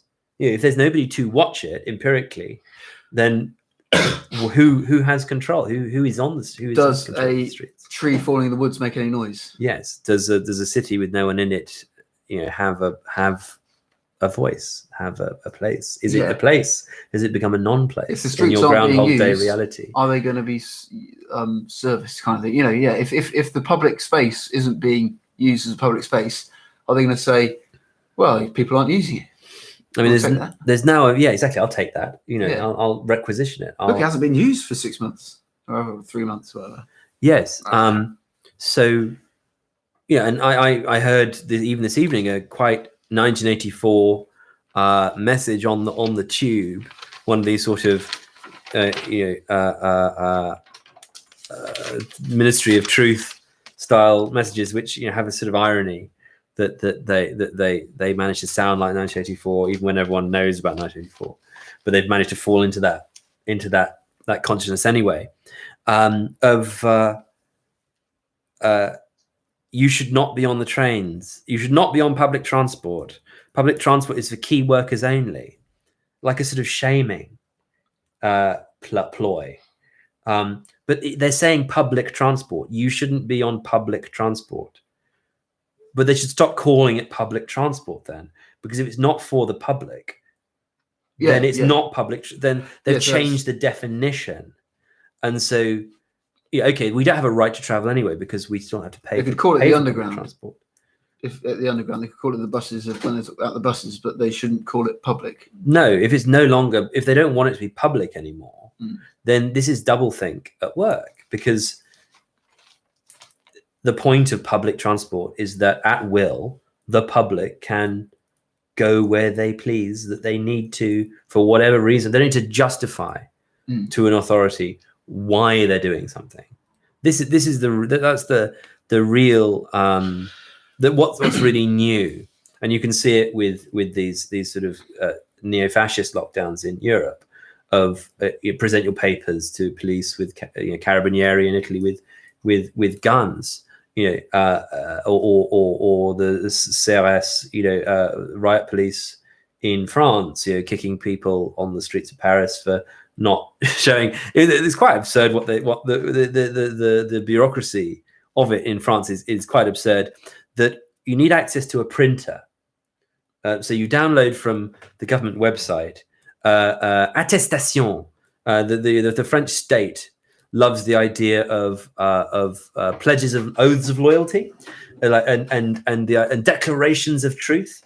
All absurdity. As George Carlin said, if you tell me if you ask me to tell the whole truth, and the whole truth, nothing but the truth, the whole truth, and nothing but the truth, and you put a Bible in front of me, and you put my hand on the Bible. Does it matter if my left hand or my right hand? Does it matter if there's half the page is missing? Does it matter if it's upside down or back to front, or if the writing's wrong in the Bible? Actually, all I care about is whether I'm going to be lying anyway. And the attestation, will you declare to tell the whole truth, nothing but the truth? It's irrelevant, because I'm going to do what I was going to do before. The action is not altered by the declaration, because if I declare that I'm telling the truth and I'm lying, then I'm planning to be lying, then I've already started. I suppose, So in France, you've got to print out an attestation, a declaration of truth, and sign it, and tick a box as like whether you're going to walk your dog or get groceries or get go to the doctor, or rob a bank. It's like the landing cards in the States. Do you plan to overthrow the United States government? And you're going to tick yes. So this is the absurdity of bureaucracy, that and the kind of, and part of this nudge theory is a kind of dumbification of the public. So the idea is you've got to print off a sheet of paper. Okay, if you don't have access to a printer, they let you, with a ruler on a piece of paper, copy out the boxes on the form and all the tick boxes and so on. And then they say, well, have you copied it out handwritten correctly as a form and then signed it. And so then you've got to go up to this riot police who confronts you in the street, minding your business, and demonstrate to him that you have this attestation and that you're believably truth telling when you say that you're going to the doctor or you're going to get to walk your dog or get groceries, and then they can kick you and punch you and throw you to the ground, which is now on social media, of if they don't believe you, that level of martial law. But it's the absurdity behind it, is that I'm carrying a piece of paper. I can't just tell you that I'm going to get groceries. I've got to give you a piece of paper that says that, and then you've got to believe the piece of paper. I mean, is that who's the guy, the state and the people? What's that guy? Hobbes. Is that Hobbes. Does the paper is the passport for the state there?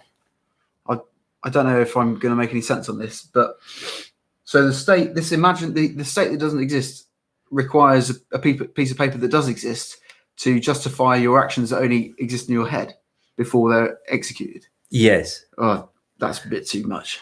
So Napoleon Bonaparte has commented and said, "Remember your John Stuart Mill, freedom up to the point where you harm others. If you spread COVID-19, you are harming the old. Hence, liberty is restricted. Freedom to harm others is not a desirable political system." That is an interesting point, but the common law system, which stands behind John Stuart Mill in terms of our legal history, says that we're free men on the land, that we can go about our business in the public square and not be interfered with by the law, and unless we're breaking a law specifically, that then the authorities can read out to you, and if they don't correctly read out the law to you from memory or from a book, then they can't detain you. So if you look on YouTube, there's a massive free men on land movement going back to common law, and then asserting the native rights of people to pass without let or hindrance.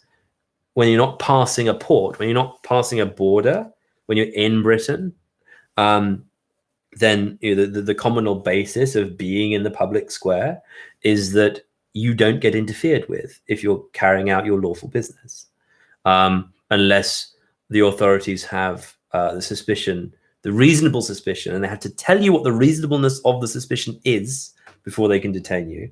They've got to tell you what the reasonableness of the suspicion is they have that you are breaking, conspiring to break, or have broken a statute. Then they have to read you exactly what the statute is, and only then can they detain, question you, or ask you anything about your actions.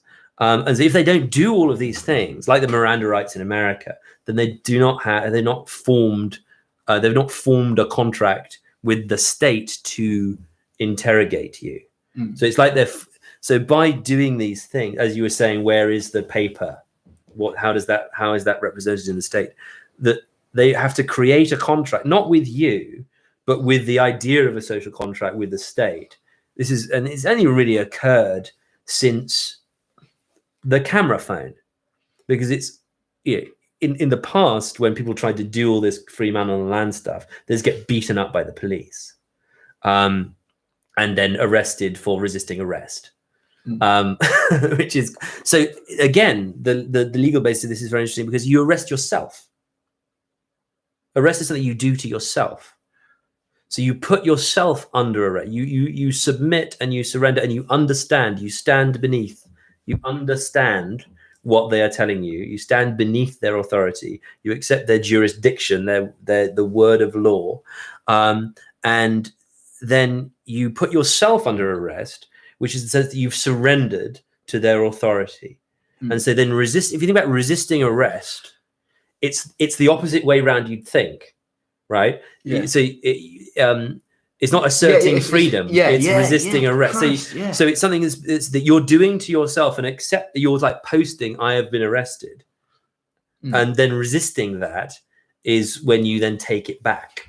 Yeah. So going against your own word. Yes. So this is why when you get back to this common law concepts, treating is important. Who you treat with. So treating is talking, is engaging. And so part of this common law basis of free men on the land is that you don't have to treat with anyone. Treating is doing business. Treating is negotiating a contract, is examining what terms of the contract we might have between one another so we can come to a deal.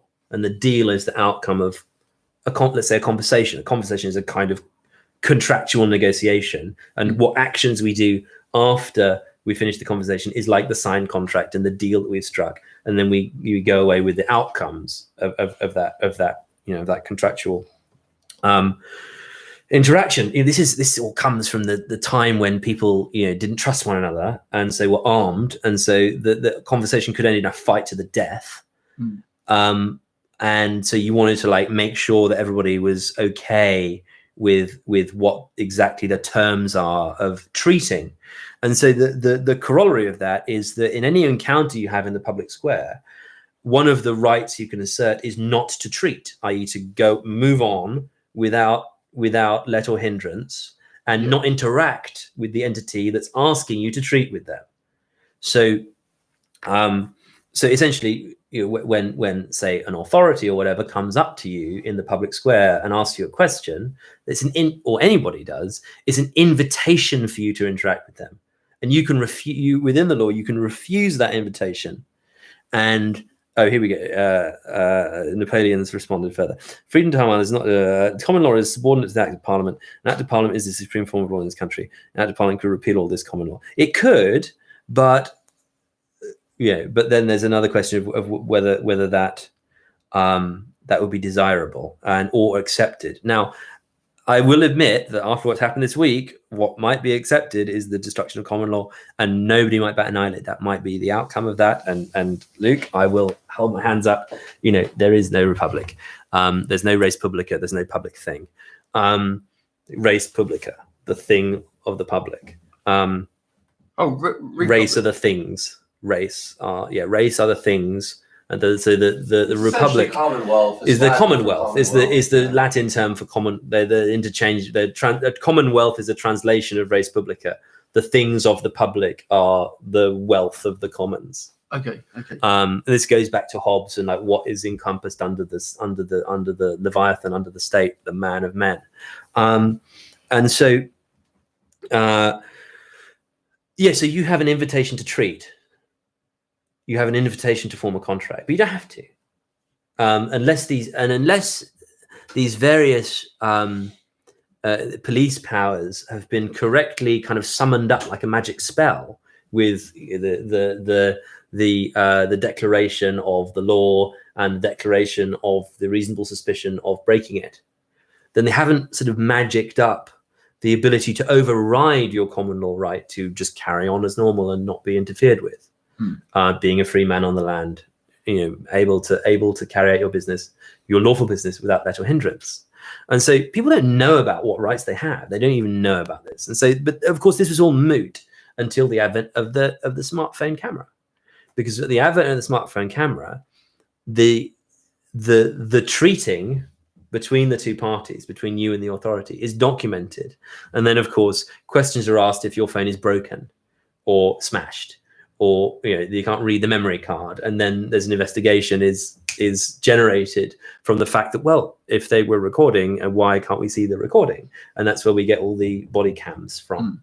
Is then the state's countermanding version of the smartphone camera. So everyone needs a recording of the interaction, so everyone can rely on it in court. Anyway, so you'll see sort of a couple of decades now of YouTube footage of people who are testing out the capacities of the common law with regard to not being interfered with by police in the public square when they're carrying out their lawful business. And yeah, I mean, that's possible because of a tech layer. That's possible because the tech platform has then provided that independent verification of what happened before the arrest, what happened before the detainment. And so, the advice goes that if you ever have an interaction with anybody who you think might be a threat to you, the first thing you do is turn on your camera.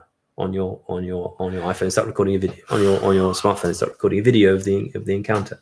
Because then you can, if you're acting above board, you can demonstrate that. It's a shame. It's a shame that it's come to that. Because, yeah, so it means that you're augmented. It's like you necessarily have to be augmented with a To protect your black civil mirror. liberties Yeah. with the black mirror. Yes. But it's like if you can't, does that mean that your word is meaningless or in law? Yeah, because it's your testimony, and the prosecution will slander you as the worst kind of villain and scoundrel in the court, and then there will be a nice police officer in uniform who's giving testimony against you as a witness for the prosecution. You're walking down the road and minding your own business. My point is, who do you think an average jury will trust? The scoundrel who's in the dock, or the prosecution and the prosecution witness, a nice police officer, a nice young man who was just doing his duty?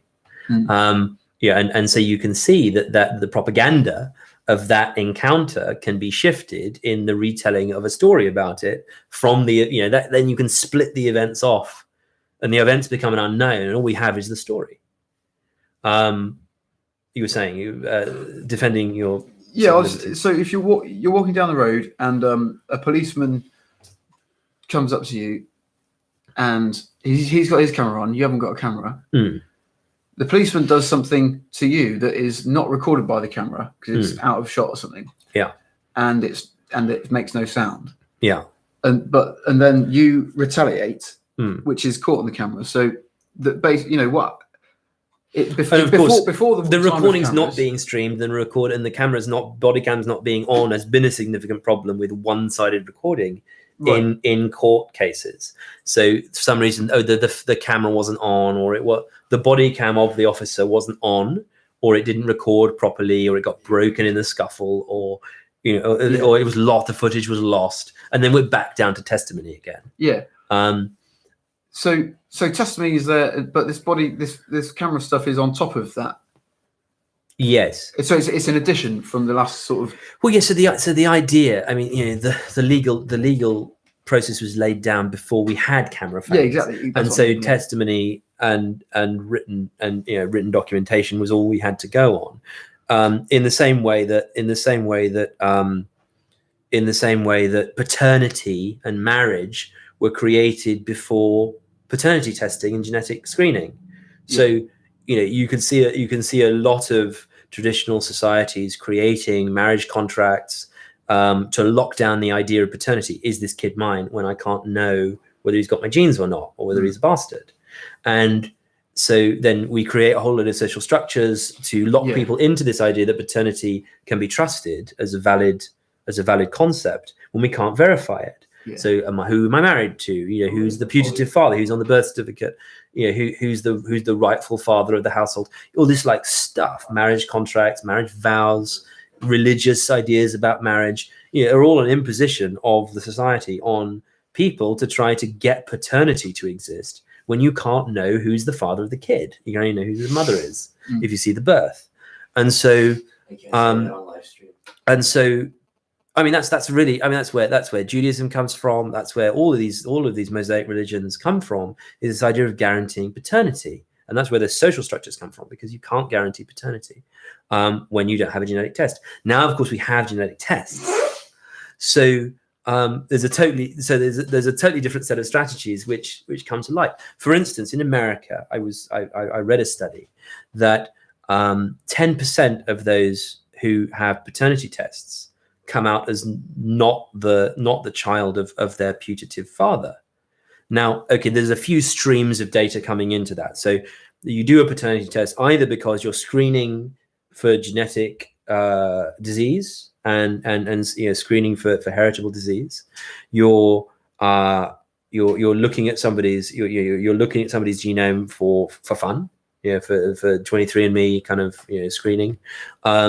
You're looking at paternity because there's research going on into father-son studies. And I've got an interesting story about that, actually. I met a girl in London. She was working at one of the UCL elements, tropical medicine school or something. And she was saying that they do father-son testing. This was many years ago. They do father-son testing because fathers and sons have very similar genetic code, and so they can test, cures and so on two very similar people. And part of the screening for selecting those father-son pairs was a paternity test to check if the father was the father of the son. And if they do have similar bodies and do have similar biomes and genomes, so that test is actually useful. And the policy at the time, and I don't know if this is still the policy, but the policy at the time was that the fathers and sons weren't given the results of the tests. And they found that a lot of the fathers and sons were unrelated, and they were rejected from the studies. But they weren't given the results of their own paternity test in the study. And all these people were sniggering behind their hands because they knew the father was a cuckold. Right. And it wasn't the father of his own son. And they went away not knowing that from these tests. This was maybe 10 years ago. So it's maybe, I don't know what the policy is now, but that seemed very cruel to me at the time and very odd that you'd conceal this, actively conceal this information, which is so important to people's lives. Anyway, so 10%. 10% of those screened in America for paternity disagree between the father who presents as the father of the child and who the actual father of the child is. So we can see that there's a sort of sexual selection strategy here that's gone under the radar, which clearly was only exposed by the tech layer coming in and screening about the genes and saying. So there are lots of mothers who have the children of men other than the men who they think or tell are the fathers. So this is exist. Obviously, this is why they had all these very draconian religious schemes in the distant past to try to fix this idea of paternity in a way that was sustainable. But now, of course, the tech layer comes in and blasts away all the obscurity, clears the clouds, and suddenly we see down into the landscape. And we see it's very different from what we had thought. Yeah. With the map and the map and the territory don't really match. Yeah. And so we see the same thing with the testimony, with this idea of what is testimony and what is the recording of events, because in court cases, testimony of people saying things with the swearing on the Bible of the attestation, the declaration that George Carlin said was irrelevant because people are going to do what they do anyway, is like the gold standard, and then written evidence is another standard. And actually, cameras are a very tertiary kind of innovation that doesn't really so much fit into the architecture of this ancient judicial system, because it wasn't there at the start, and so it kind of provides an orthogonal perspective at sort of 90 degrees to what began. Napoleon Bonaparte has continued his. We have to restrict freedom. Comments. We have to restrict freedom in order to save freedom. Why? Because traditional freedom in the face of COVID-19 will lead to our destruction. If infections spread too fast, our health system will collapse, society would panic and government would collapse, our currency would collapse and we would have chaos. To avoid this, we temporarily restrict freedom. Okay, so who Napoleon Bonaparte, very aptly named, we might ask, are we in to avoid this, we temporarily restrict freedom? Someone who likes is John Stuart Mill. I'm kind of surprised that he calls himself Napoleon Bonaparte. This is Luke. You met Luke.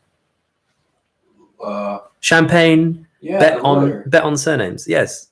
That's who he is. I'm surprised. I mean, I'm not surprised. These arguments are really good. Of course, he's probably a lawyer.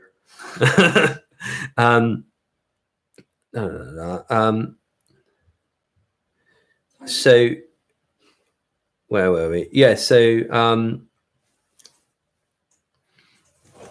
don't think people know about free man on the land and not being interfered with. It's not quite like that.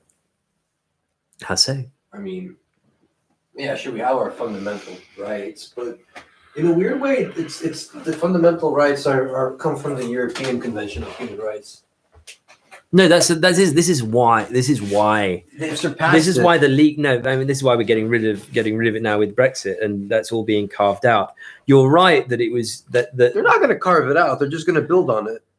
Well, we'll see. We'll see based on what happens. I mean, in they're the not going to get rid of negotiations the whenever positive they rights. resume. They're not going to get rid of the positive rights they got from EU law. They're going to keep them up until they create new legislation, which then kind of makes the European one irrelevant. But that's going to be a really long time. They actually have to legislate away from European standards. Well, I mean, they can return to the common law basis we had before, and we can see it working in America. Like, okay, fine.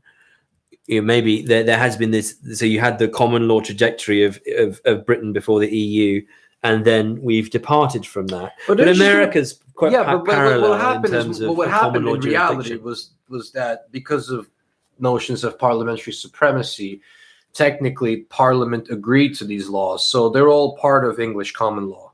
These European laws. They're not. No, they're part of English statute law. They're not part of the common law. Okay, but some of the cases are below highly statute persuasive law. and whatever. But nonetheless, I mean, As yeah, Luke said. there's statute laws and the cases, but they're part of the English legal system for now, and they came in through a weird arrangement. But Parliament agreed to it. Parliament agreed to it voluntarily, arguably. But no Parliament can bind its successor. So we don't have a constitution. We don't have, Supreme Courts. We have now a Supreme Court that's kind of toothless. But it was in accordance with parliamentary sovereignty. Parliamentary sovereignty is renewed every election, or every vote. Parliamentary sovereignty is renewed. So so you can't. Parliament is only what it says today. The British Constitution is only what is agreed in Parliament today. Yeah, but the statutes haven't been overturned, so they've agreed on it, and like they've agreed on these laws, and they're gonna basically, like you said, they're gonna vote on new laws once. But if we repeal, as I believe will happen, repeal the European Communities Act of 1972, which is the kind of font, the kind of fountainhead of all of the EU statute that's been imported into the British system, then it kind of falls out. The waterfall, the dominoes fall, and then it can be kind of erased. Why won't they just vote on a different statute which will supersede the previous ones? Because it's gone so far. Because it's had such a defining effect on the character of the law since 1972.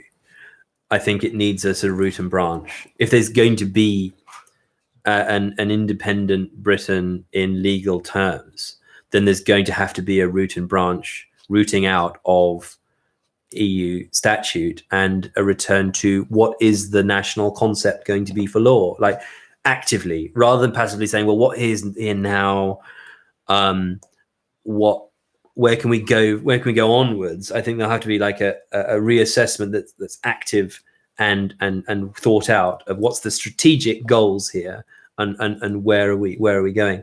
If you look at the way in which the current government has said that they're going to be negotiating with the EU, that's quite clear that there's not an understanding, they don't stand under the EU. They don't see themselves as subject to that jurisdiction anymore. They see themselves on parity with the EU, if not of a higher status, because Britain's a sovereign nation and the EU is just a private members club of the governments of some other nations. So rather than being a super state, which is governing those nations, it's just a way for those nations to cooperate with one another. And that's going to be the big question with regard to the EU and Brexit.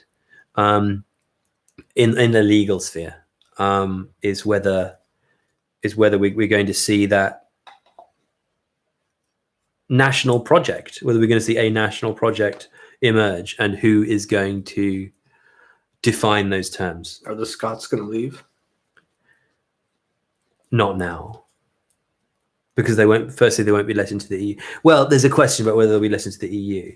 So Spain is still very clear that Scotland will never join the EU, but Scotland, because the day that Scotland joins the EU, Catalonia, the Basque Country, even Galicia, all the different sub republics of Spain will declare independence, go to Brussels themselves, and say we want Scottish rights.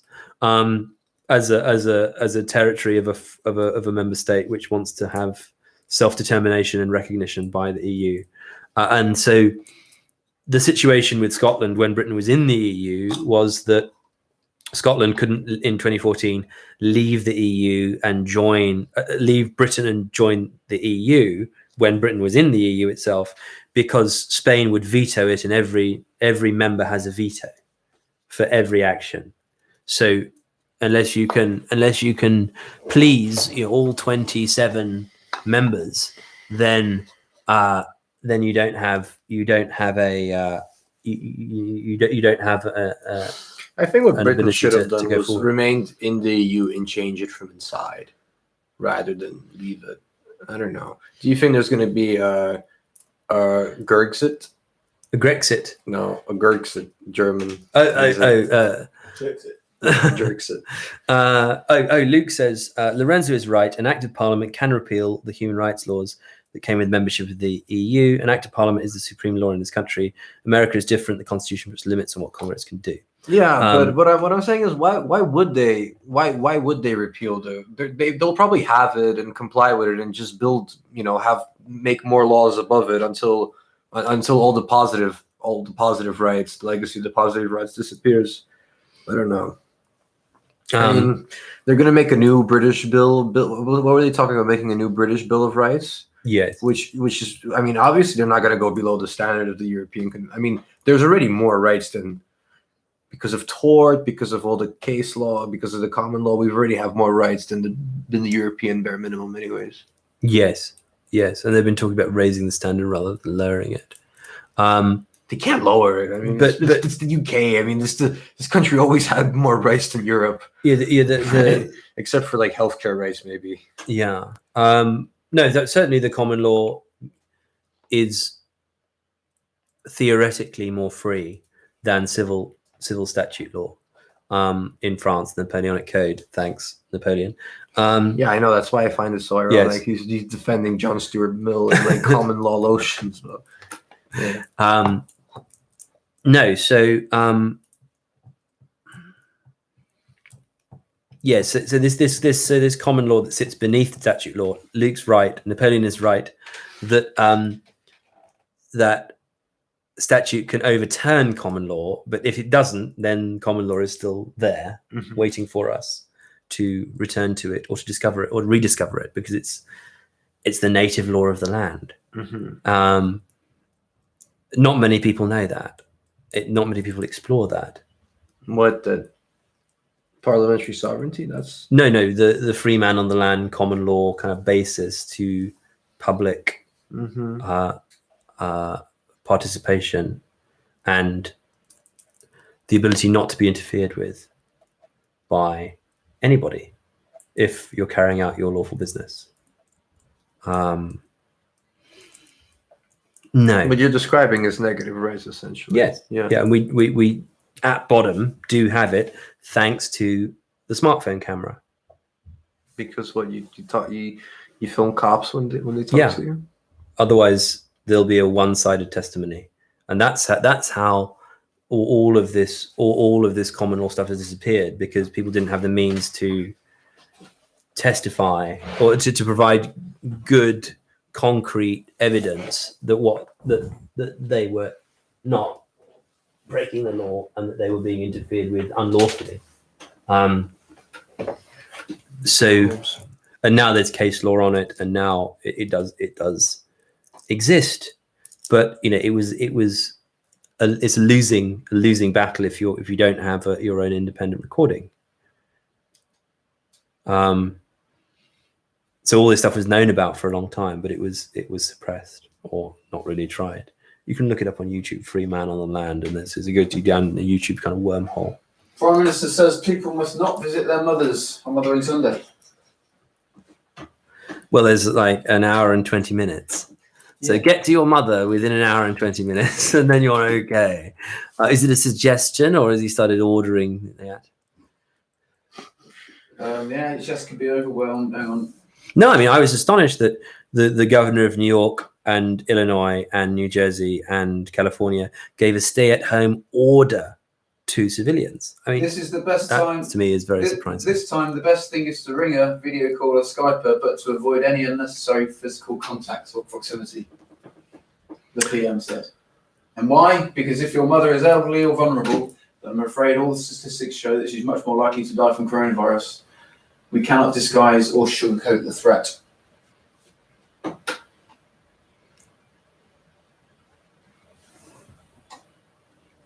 Fuck!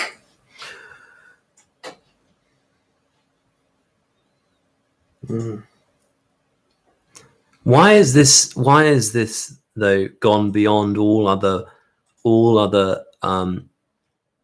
public health doctrine and entail the complete shutdown of civil society? It's weird. You know, Unbelievable, loads but of this people is die just of cancer. Loads of people die on the roads. Come on. That's different because of Loads of people die of the flu. they want to stop. They want to stop the spread. They want to contain it.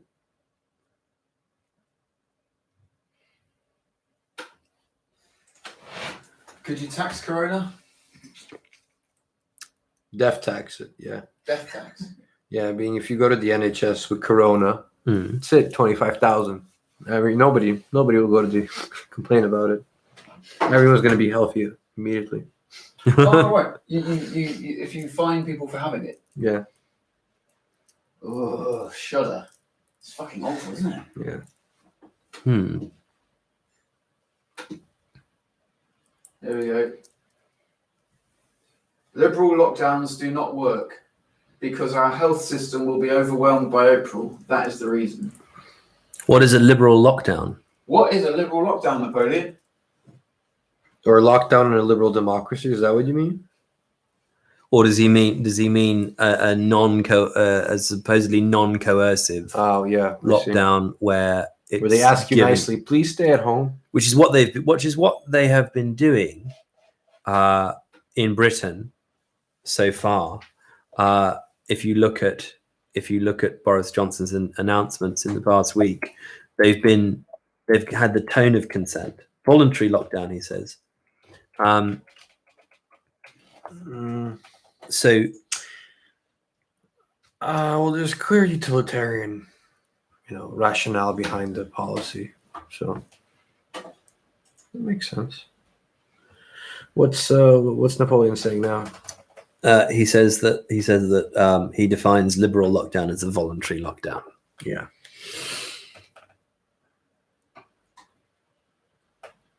Oh, it's awful. Let's set some top tips from Viz. Here you go. Dan, read us some top tips. That'll lighten the mood. Da-da-da-da-da. On your next visit to the dentist, get them to remove every other tooth. You'll then simply be able to brush all the way around each tooth, saving time and money buying and using dental floss. Lower your gas and electricity bills by giving false meter readings to your energy supplier.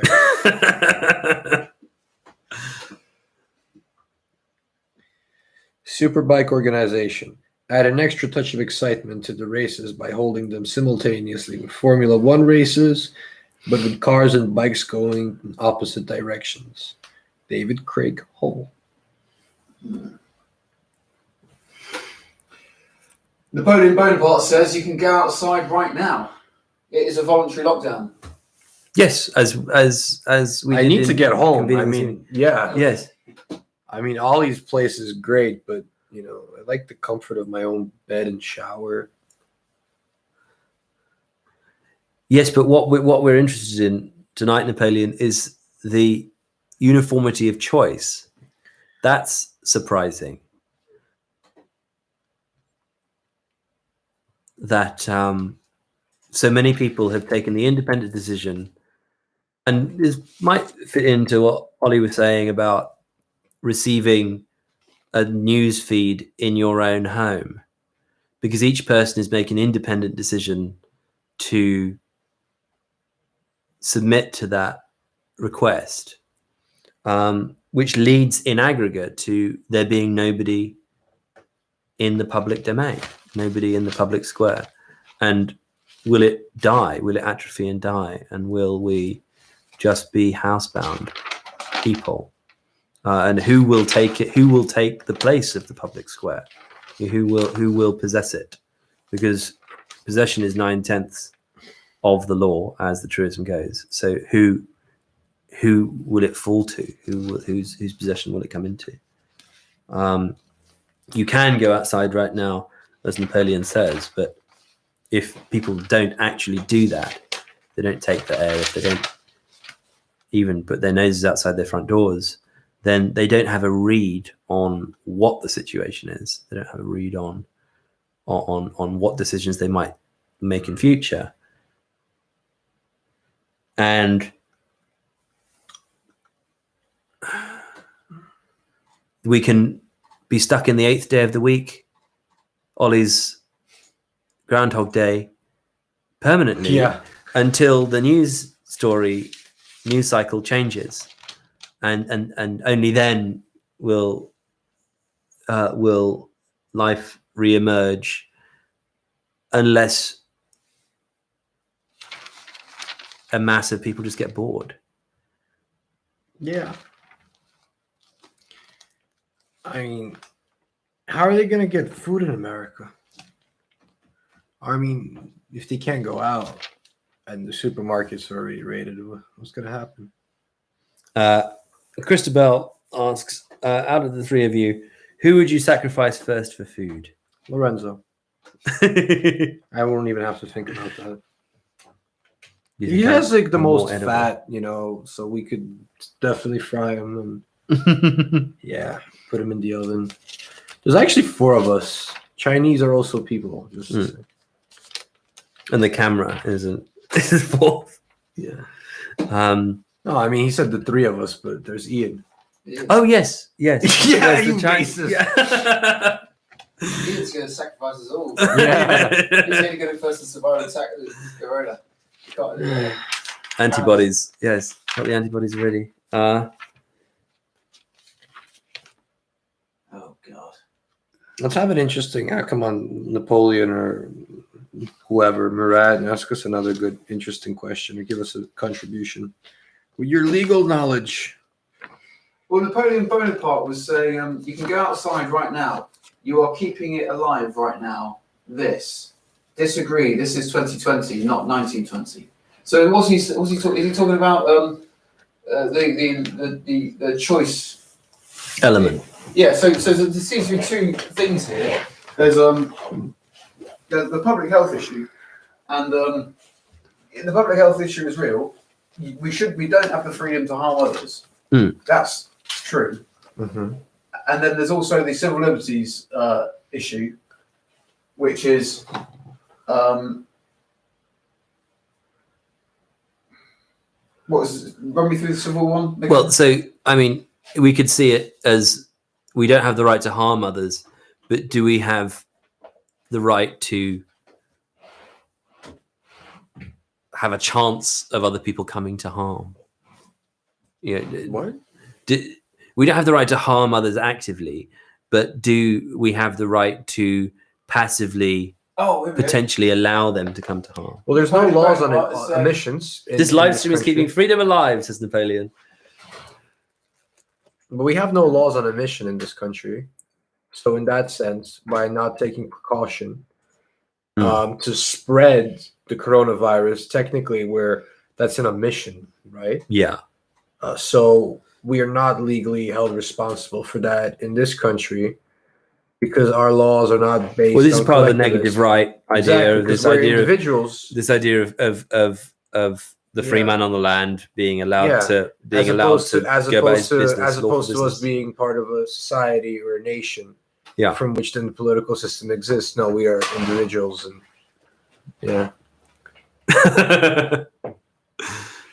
So yeah, the Europeans they just love community. They collective rights.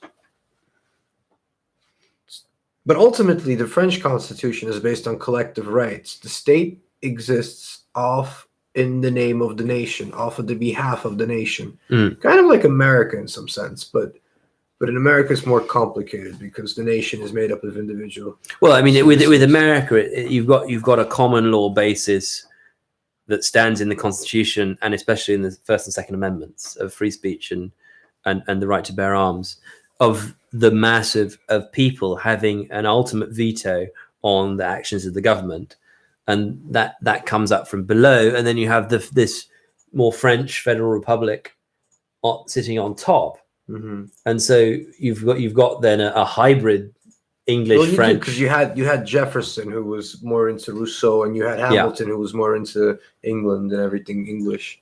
So they kind of came up to this compromise because, Jefferson's idea of a state, of the role of the state, was very similar to what Rousseau thought of the city. Yes. He hoped it would be like an autarkic, self-sustaining Greek state, kind of. Yeah, it's like a with city slaves, state, like the New Athens. Yes. Yeah, basically, like he literally thought that, right, a white man can own a plot of land and just a few black people for it to work on him, and he won't have to work because he'll have agricultural, surplus. Well, at least he'd be able to sustain himself. What's that called? This is subsistence, yeah. Or trade for whatever he needs to. But I mean, that was his idea. While Hamilton wanted an industrial, manufactured-based economy. But these are more strategic economic planning rather than the systems of law that underpin those. Yeah, but I mean, there's a strong like intellectual and I mean, Jefferson really liked Rousseau and the whole French intellectual concept, and was more bent on extreme liberty. But Hamilton was the guy that liked the English common law system more, and was born in the UK and wanted to emulate the United Kingdom in any way. Have you seen Nicholas's brother's lecture on Hamilton? No, I must see it. Okay, he talks about this. Yeah, Andrew Jackson O'Shaughnessy, who's the head of the Jefferson Institute at the University of Virginia, which Jefferson actually built, and yes, that's Nick's brother who wrote the very, very intriguing first real history of the American Revolution from the British perspective, the men who lost America. That was really, really fascinating because the British don't really study sort of the great tragedy in British history of losing America to the coonskin cap kind of North woodsman with rifles popping out from behind stone walls and taking pot shots at the redcoats, and then, as we said earlier, making government over the Atlantic too expensive to carry on.